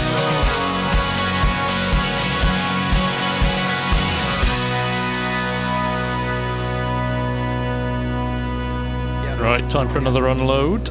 We are making some really good progress here. I reckon another 45 minutes or so we'll have this field done, but we've seen more than enough of us running around this field in the combine, so we'll just push on here and we'll come back when the field is complete. I am very conscious as well that we are getting quite a healthy amount of soybean straw here, more than I was predicting, so I'm excited to get the baler in straight away after this and see what we can do from there. I do think though there's merit in testing that corn header, because if that doesn't work we are in a bit of a conundrum. So we'll maybe pick up that header and give it a test, but then come back to it. If it works, great, we'll come back to it. If it doesn't, we have a big problem on our hands. So let's crack on. It is still early, relatively early in the day. The sun is still pushing through the mist, so we should get a lot done today. So we'll see you when we're done here. Well, my prediction we would get the whole field in one wagon was very wrong. We've got about a third of the field left, probably even a little bit more than a third of the field left, and we are full here, 8,000 litres in the gravity wagon, so that's positive. We're going to run it back to the yard, see if we can get that auger, pumping it into the bin, and then we'll head back. But that bodes well, like I said, on top of the straw as well. I'd be interested to see what we're going to get for this crop. It isn't the right time at the moment to sell it. We hold on to it for a few months, so we won't realise the benefit of it straight away, but at least we know it's there and banked, so to speak. So let's run back, let's get this unloaded, and let's head back to the field as quickly as we can. Right, here we are, just as we roll past the animals there. We did check them this morning, doing very well indeed, all well fed, no need for us to get involved with anything just now, which is nice. Means we can concentrate on the job in hand, which is the harvest at the moment. So let's see if we can tip this easily. Right, there we go. Let's see what happens here. Right, engine on the auger, and the auger running. Let's see what happens here. Need to get it over a little bit more. Right, with quite a lot of moving about, I think we've got it. So let's get this unloaded into the bin. You can see it unloading up there as well, which is great. I will shovel up that little bit that's there as well. Every single dollar counts at the moment, so I'm going to keep pushing on and making sure we get as much out of this field as possible. But for now, we'll let this unload. It looks like we have hit capacity of the auger at the moment. It's having a little wait before it unloads some more, so we'll just play the waiting game. There we go. All done. Took a little bit longer than I thought, but got it all in there. Let's just have a little check, shall we? Yep, there we go. Drying bin. 3,277 litres. All good, I think. All good. Right, back to the field. We'll leave that there. I won't forget about it. We'll leave that there and we'll come and get it once we finish the field. Right, there we go. Back into it. And, yeah. You can see how much is left here. So, fingers crossed. Not too much longer. But, oh, I'm filled with positivity. It's been a good crop, despite all the weeds in it. And all this soybean straw is going to go towards helping us out, which is awesome. Awesome sauce. So let's get this done, and then we'll give that corn header a little test. Right, last little bits into the hopper there, and we are now going to head over to the dealership, and we are going to see if this corn header works or not. I'm not holding out much hope. It is very modern, and this combine is not. So, I think we're being very optimistic, but it's worth a try. It's not going to cost us anything. The dealer's been very good to us, so let's see what happens, shall we?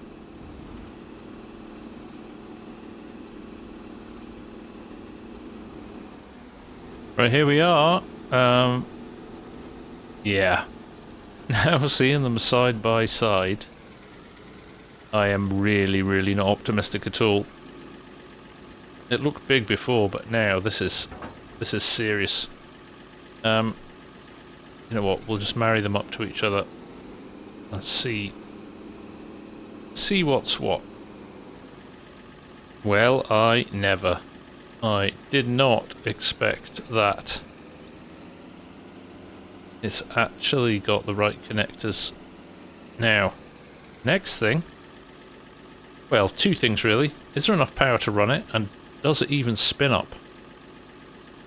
So, let's find out, shall we? Okay, so it looks like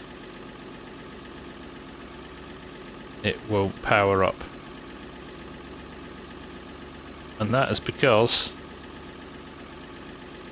that old header was belt and chain driven, and this is driven by PTOs. We don't have any PTO connections at all, so, yeah. It's a failed experiment. That's a real shame. It was going to be a dream if that worked, but sadly not. So what we're going to do, we're going to leave this here. And we will go and do the soybean straw bales, and then we'll have a think about how we deal with the corn.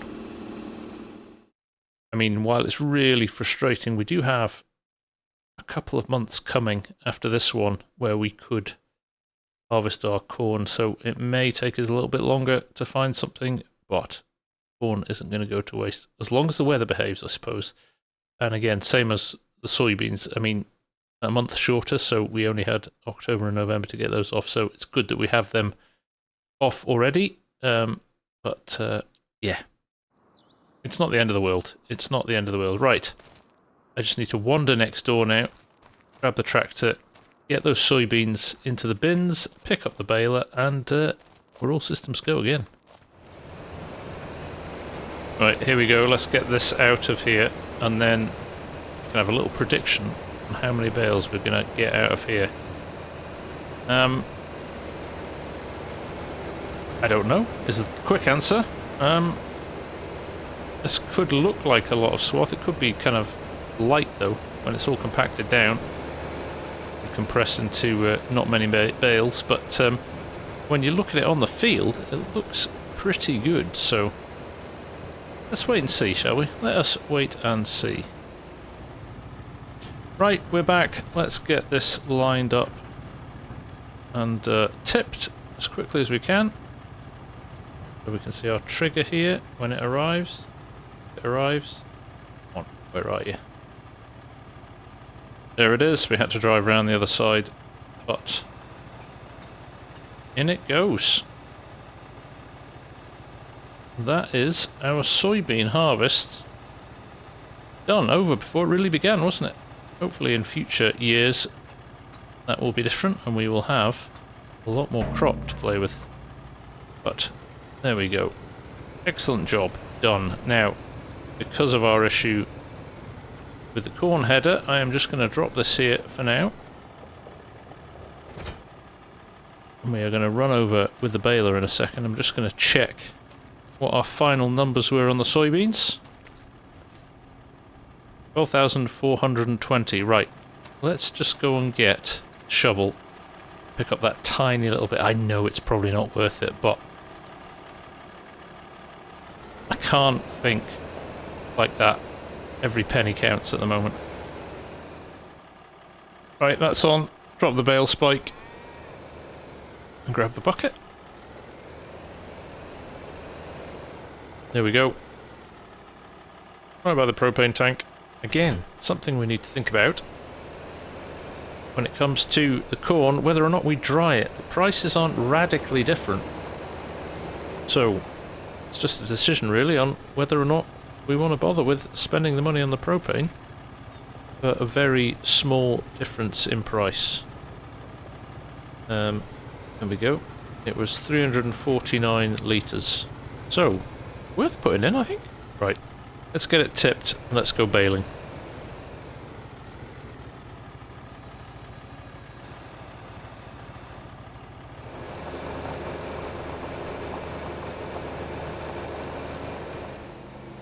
Right, here we are, and here we go. Let's just get stuck straight into it. I've driven across a fair bit of this hay, but hopefully it's not too bad, and we see some good results out of this. Right, we're up and running here. I've upped the bale size slightly. This baler will do 125, 150 and 180 centimetre bales. I've gone for the 150s. And let's see how we get on with it. Well, there you go. What a brilliant start to the day. It is still early here. It's just after 10 AM. We've got that crop off the field, and now we're getting through these bales. This is going to take a bit of time, but I think I'm just going to push on for a bit now and see if we can get this field done in the not too distant future. But on that note, I think we're going to call it for this episode. So I just want to say thanks again for all your support. Thanks for watching. Thanks for enjoying this series.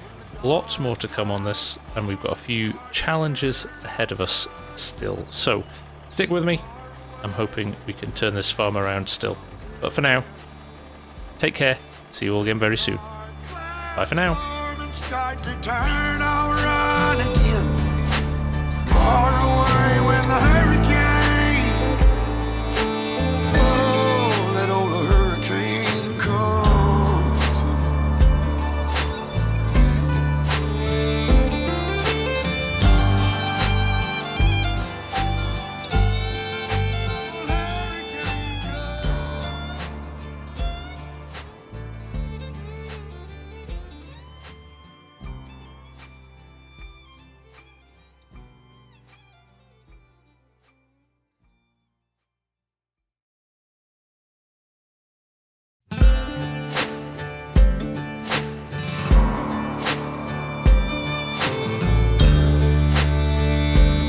Just you wait to listen for the storm. Hear the difference in the wind. When dark clouds form and start to turn, I'll run again. Far away when the hurricane comes in.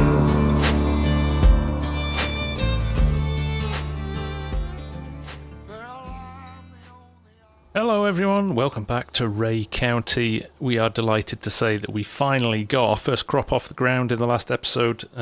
Soybeans are cleared, and after the episode finished we carried on and got all of that baled. So we've got a nice chunk of bale sitting on that field, which we need to go and pick up at some point. But I have come back here with the baler because our neighbour farmer, who doesn't have a baler, I spotted his video this week, and he said he needs a baler to get his corn stalk straw off.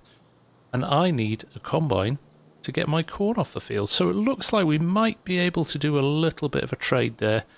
Neighbours helping neighbours out. So cost neutral, doesn't cost us anything, but it means that we don't have to worry about investing any more money into just getting that crop off this year. In future years, of course, I want that to change. My other plan was to maybe hire a combine, do a contract, get a combine through that and use that, but that's always risky business because you're kind of doing it a little bit underhand. So the way we've done it, it works out best for everybody.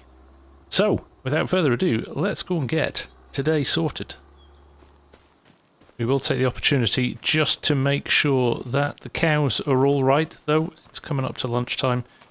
I did check them earlier on and all was looking good, but just conscious that we have got a lot more cows in here. There's a decent amount of feed in there, though. It's looking like there's enough there to keep them going for a bit longer. We haven't lost any more as well after that sad incident on the first night, so that is good.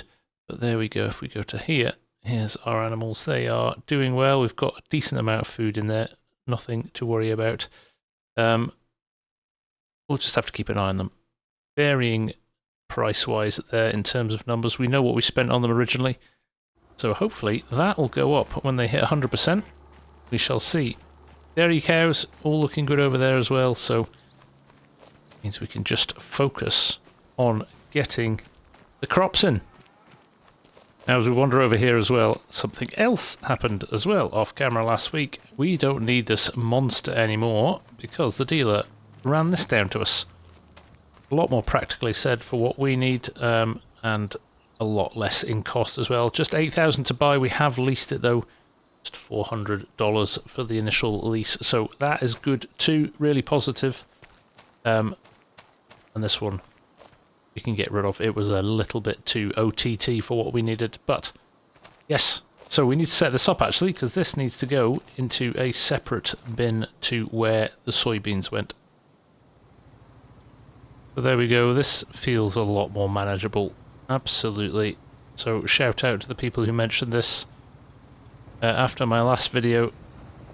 Very helpful to have people looking out for me, which is brilliant. Now let's just try and get this over where we can and lowered down. That looks pretty good to me. Maybe we'll just roll it back a little bit. There we go. That looks perfect. Right. Give that a test next time we come. Right, that's all the stuff we need to get sorted. Let's go and check out this combine. Right, here we are. This isn't the biggest field in the world, and like I said, I'm in two minds whether or not we either keep this field or the alfalfa field down by the co-op. Now, my thinking might be we put corn in the alfalfa by the co-op, and maybe either get rid of this field if we need to raise capital, get rid of that field, or sell the alfalfa field. We shall see. Certainly we wouldn't sell it with crop on though, so that is the priority now. Let's get that off and get it stored and wait for the right time to sell it to maximise our cash. So here is the other farm. I'm sure you've seen it a few times as we've driven past it. A lot more modern than mine. And he did say he'd left the combine outside. There it is. Look at that. Wow, modern machinery. We're not used to that, are we?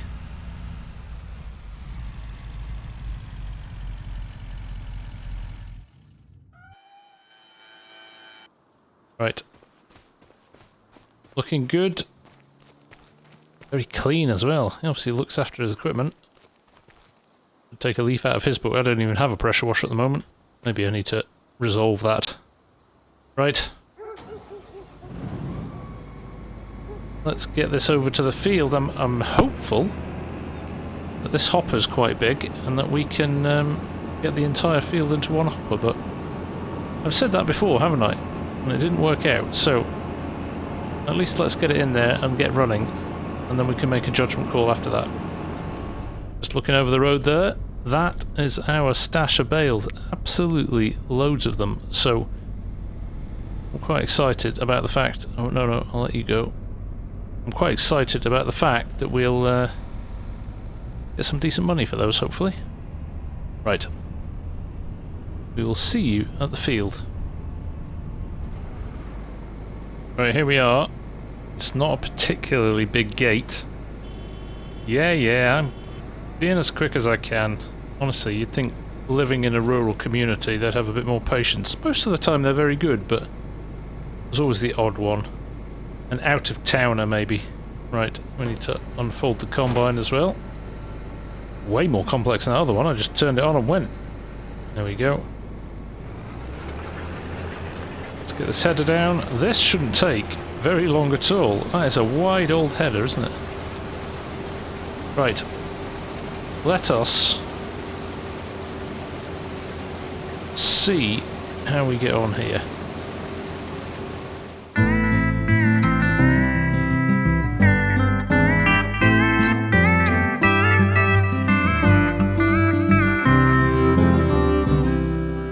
Leaving from St. Louis, headed for the coast. No telling when or if you're coming home. And half the time you knew me, you were out there on the road. It's a wonder that we've come this far at all. When the heather's blooming on the mountainside, and the north wind blows across the great divide, won't you tell me what it's Well, like? so far so good, and I take it back, 96% in the hopper. So, no, we're not going to fit it all into one hopper, which is brilliant. That means, although looking at the yield map, it's not yielding brilliantly, but at least it's yielding. So, let's go and get the gravity wagon, and let's get this unloaded. Now, the other interesting thing is how much corn stalks it's producing, and whether or not that will give us a decent chunk of bales as well. Because on top of the soybean ones, which there are a lot of, we might have a lot of corn stalk bales as well. And again, I know they don't sell for masses, but to be honest, the situation we're in at the moment, every little bit of cash helps. The other thing I have noticed, and I'm in two minds whether or not, we'll see how we get on today, and if there's enough time left. It's that time of year when all the farmers are busy and everybody needs a little bit of help, so there's actually some quite nice, quite lucrative contracts out there, so we'll have a look at those in a little while as well, but priority has to be our own crops first, so let's get this unloaded. Here we are back on the field. As you can see, the first half a row I hadn't turned the swath on, so we're missing out on a bit of straw there. Lesson learnt for next time. That's a problem with a combine you don't know. Didn't understand where the controls were and didn't realise straight away until I looked in the mirror and couldn't work out where the straw swath was, so we know now for next time. So let's see, this isn't the biggest gravity wagon in the world, and it's quite a big hopper on this combine. We might end up running back, although...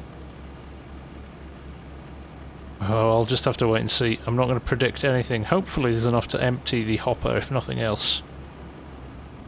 Well, there we go. We topped out. We are full. We are full, and I believe there is some crop still in the hopper. So yes, indeed, there is. So you can't even get an entire hopper into our gravity wagon. So let's run this back. Let's get it into the silo. Let's test out that new auger and see if it does the trick. Right, here we go. Let's see if we can get a trigger straight away. That would be nice, wouldn't it? Look at that, perfect. Just what we wanted. Much easier than we had with the other one. So that should be, if I look up there, unloading nicely into the silo. Okay. I'm very much loving this new auger. much more in keeping with what we want. Great stuff. Right, when this is finished, we'll head back to the field.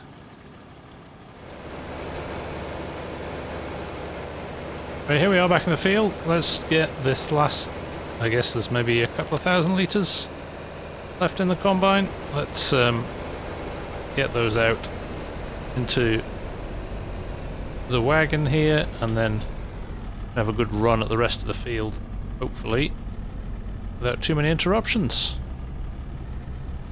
There we go. We'll get that in, and then we'll park this up just on the edge of the field here, and then we can get to it easily enough with the combine to unload next time.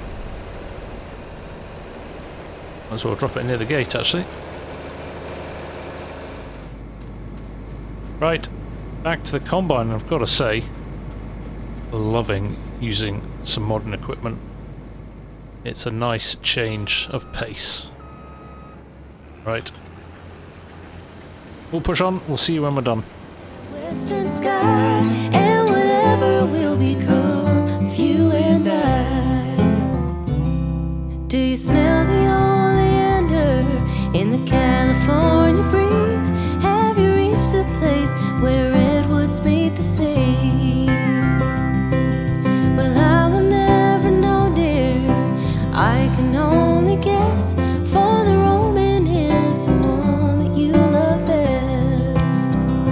When the heather's blooming on the mountainside and the north wind blows across the great divide, won't you tell me what it's like underneath that western sky and whatever will become of you and I? Right, here we go. Last tiny little corner here. And we are done. That didn't take too long at all, which is good. However, we've got no more space left in the gravity wagon. So this is just going to have to sit here for a minute until we go and unload and bring it back. So we'll power it down. We'll fold up the header, and then that's done. And we'll pop open the pipe so when we come back we can just quickly unload.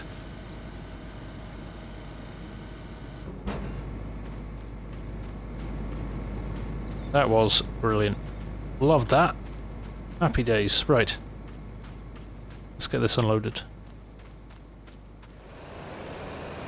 So there we go. 2 gravity wagons coming in at, what do they come in at? 8,800, so we've got nearly 18,000. We'll have over that, probably, hopefully, if we include what's in the hopper still in the combine, over 20,000 litres of crop, which is great. Maybe even a little bit more, so that'll be worth something in the coming months. We could have got a higher yield off it, but that's something to work on for next year, isn't it? Right, let's just roll over the trigger there. Get things unloaded.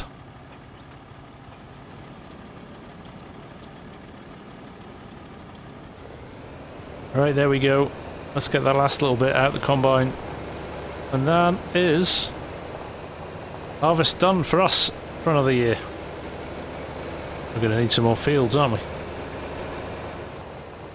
Right, 3,841 litres were left in the combine. We'll get this tipped, and then I just think we'll walk down the road, grab the combine, and run it back to the other farm. There we go. Okay, closed. Hold it up. And we'll just pull this probably over the way out of here, just till we need it again next. Let's just pop it there, shall we? Unhitch that. In fact, there's a better idea. Let's grab the baler. Let's just bale those corn stalks at the same time. Might as well run it down now and then run that combine back. Did think it may have been picked up by the other farmer, but Sure we'll come get it at some point. Right, drop this off here. Get that combine home.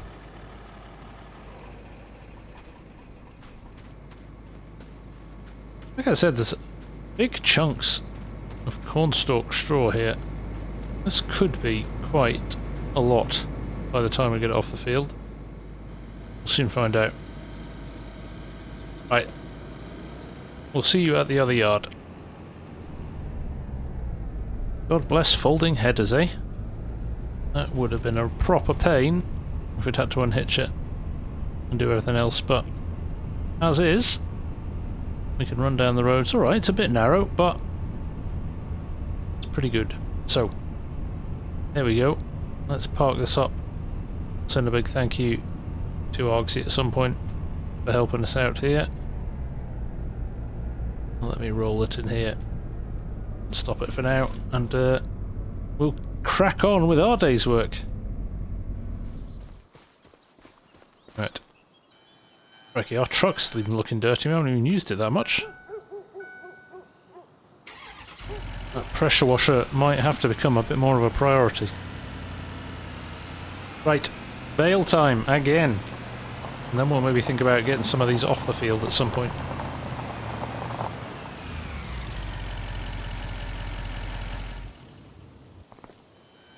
There we go. Back of the yard. Now, contracts. Let me show you these. So yeah, I spotted this. Field 48. Big equipment, big fields. I wondered if I took that contract, it more than doubles what we've got in the bank at the moment. It would be madness not to take that. It is a little bit of a trek away. But once our harvest is finished, we've got some downtime. We've got some quiet time. So for me, I thought that was a pretty sensible option. The other one is 32, which is another field that we could take there, just down the opposite side of the co-op, actually. So both of those have the potential to bring in, well, you can see it there, 54, nearly 55,000. So I think I'm going to take those. I'm going to take both of those, but we're not going to worry about it yet. Like I said, our bales are our priority just now, so let's go baling. That's quite a nice walk down the drive, that. Right. We'll see when we're done. Let's see how many bales we can get off this field.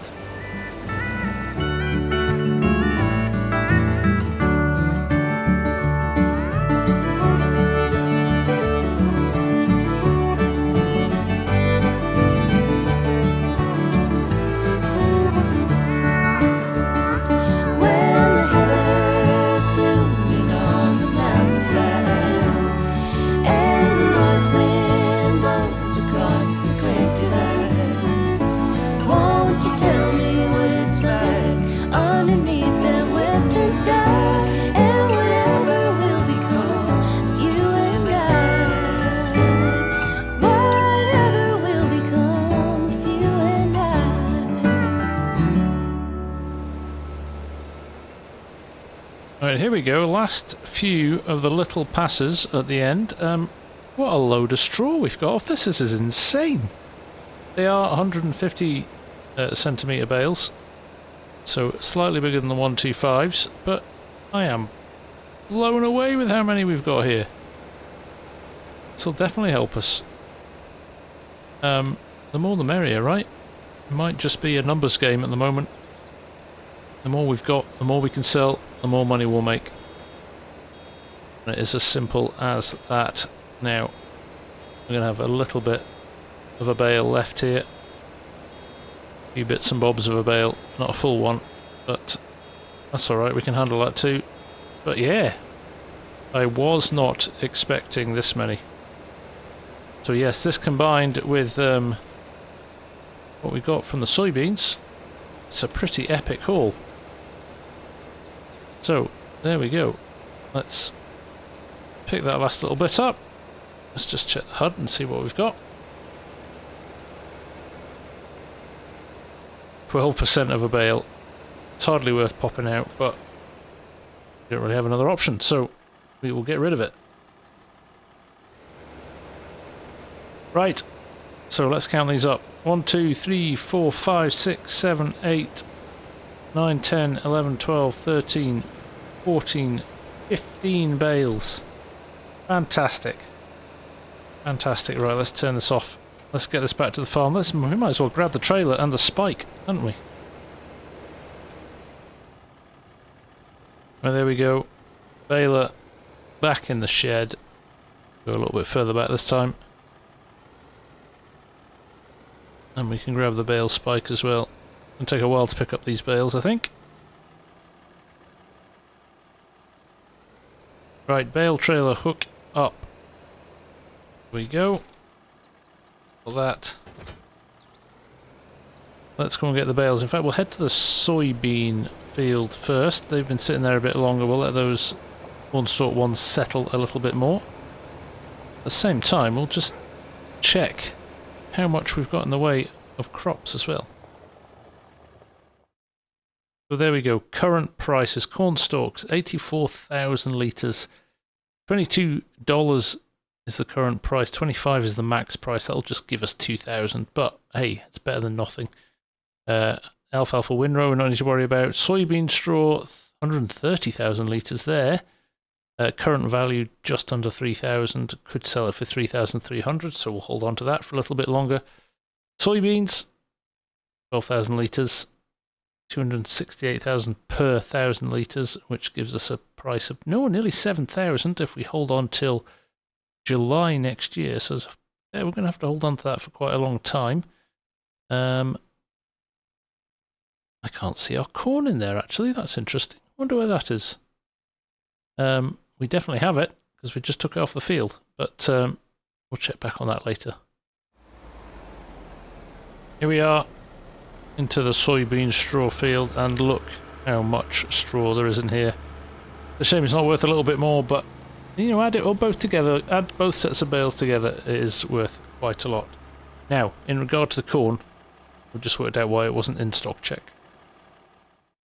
Because it is in our 4th grain drying bin. There you go, 21,461 litres being held there. Now, we do have the option of drying it if we want to. We could get a bit of propane and go for a slightly higher price. But I think when I checked last time, it wasn't that different. So there's the corn price, maxes out at 333 in January. And if I scroll down and find dry corn, which I think is maybe hiding near the bottom here. There we go. 386, so 333 to 386 in Jan, which, well, it's a noticeable difference actually, isn't it? Maybe we do get some propane at some point and dry it. At the moment, it's okay, but something to bear in mind for sure. Right, here we go. Let me unhitch the trailer here. Let's pick up some bales. Right, so here's my frustration with this bale spike. It is just the wrong width in terms of you can't get it with one bale on it. So you have to go for 2, which I guess is slightly more efficient. The only problem is it would be nice if you could pick individual bales up a little bit easier. It might be one of those pieces of equipment that we replace at some point relatively soon. What I need to do at the moment is try and pick up 2 at once, which isn't always as easy as it looks. Although I might have nailed that, he says confidently. Ah! We have another problem. Right. I think this might be a good juncture to just take stock of where we are, what we've got, and maybe come back with a rear weight. Let's just do that for now. Let's just stop. And I think that assessment is that we will take stock here for this episode. We will stop for now. I will come back with a weight and pick these up. and get them sorted into the sheds. Now, I am going to take a week off as well. So next week there will be no video because I'm going to take those 2 big contracts and we're going to work those fields with one of the other farmers. So I think it's a bit rude if I'm there with my camera trying to record everything when he's expecting to pay us. So I'm going to take a week off. We're going to do those contracts. We're going to fill the bank account up a little bit, have all of these bales under cover, and when you come back the following week, we'll have a look at where things are from there. But so far, so good with this series. We haven't dipped into the red. We haven't spent all our cash. I mean, it's pretty tight, and we've got a bit of time to go yet, but hopefully that contracting money will put us in good stead, and we will keep an eye open for some other contracts as well, just to keep us going. Hopefully the cow is going to continue to grow and get healthy, so we can sell them on, and then there'll be a point in time, there'll be a tipping point when the money starts to come in as well. So until then, thank you all very much for watching, and I will see you all again in the very, very near future. Take care. Bye for now. Start to turn, I'll run again. Far away when the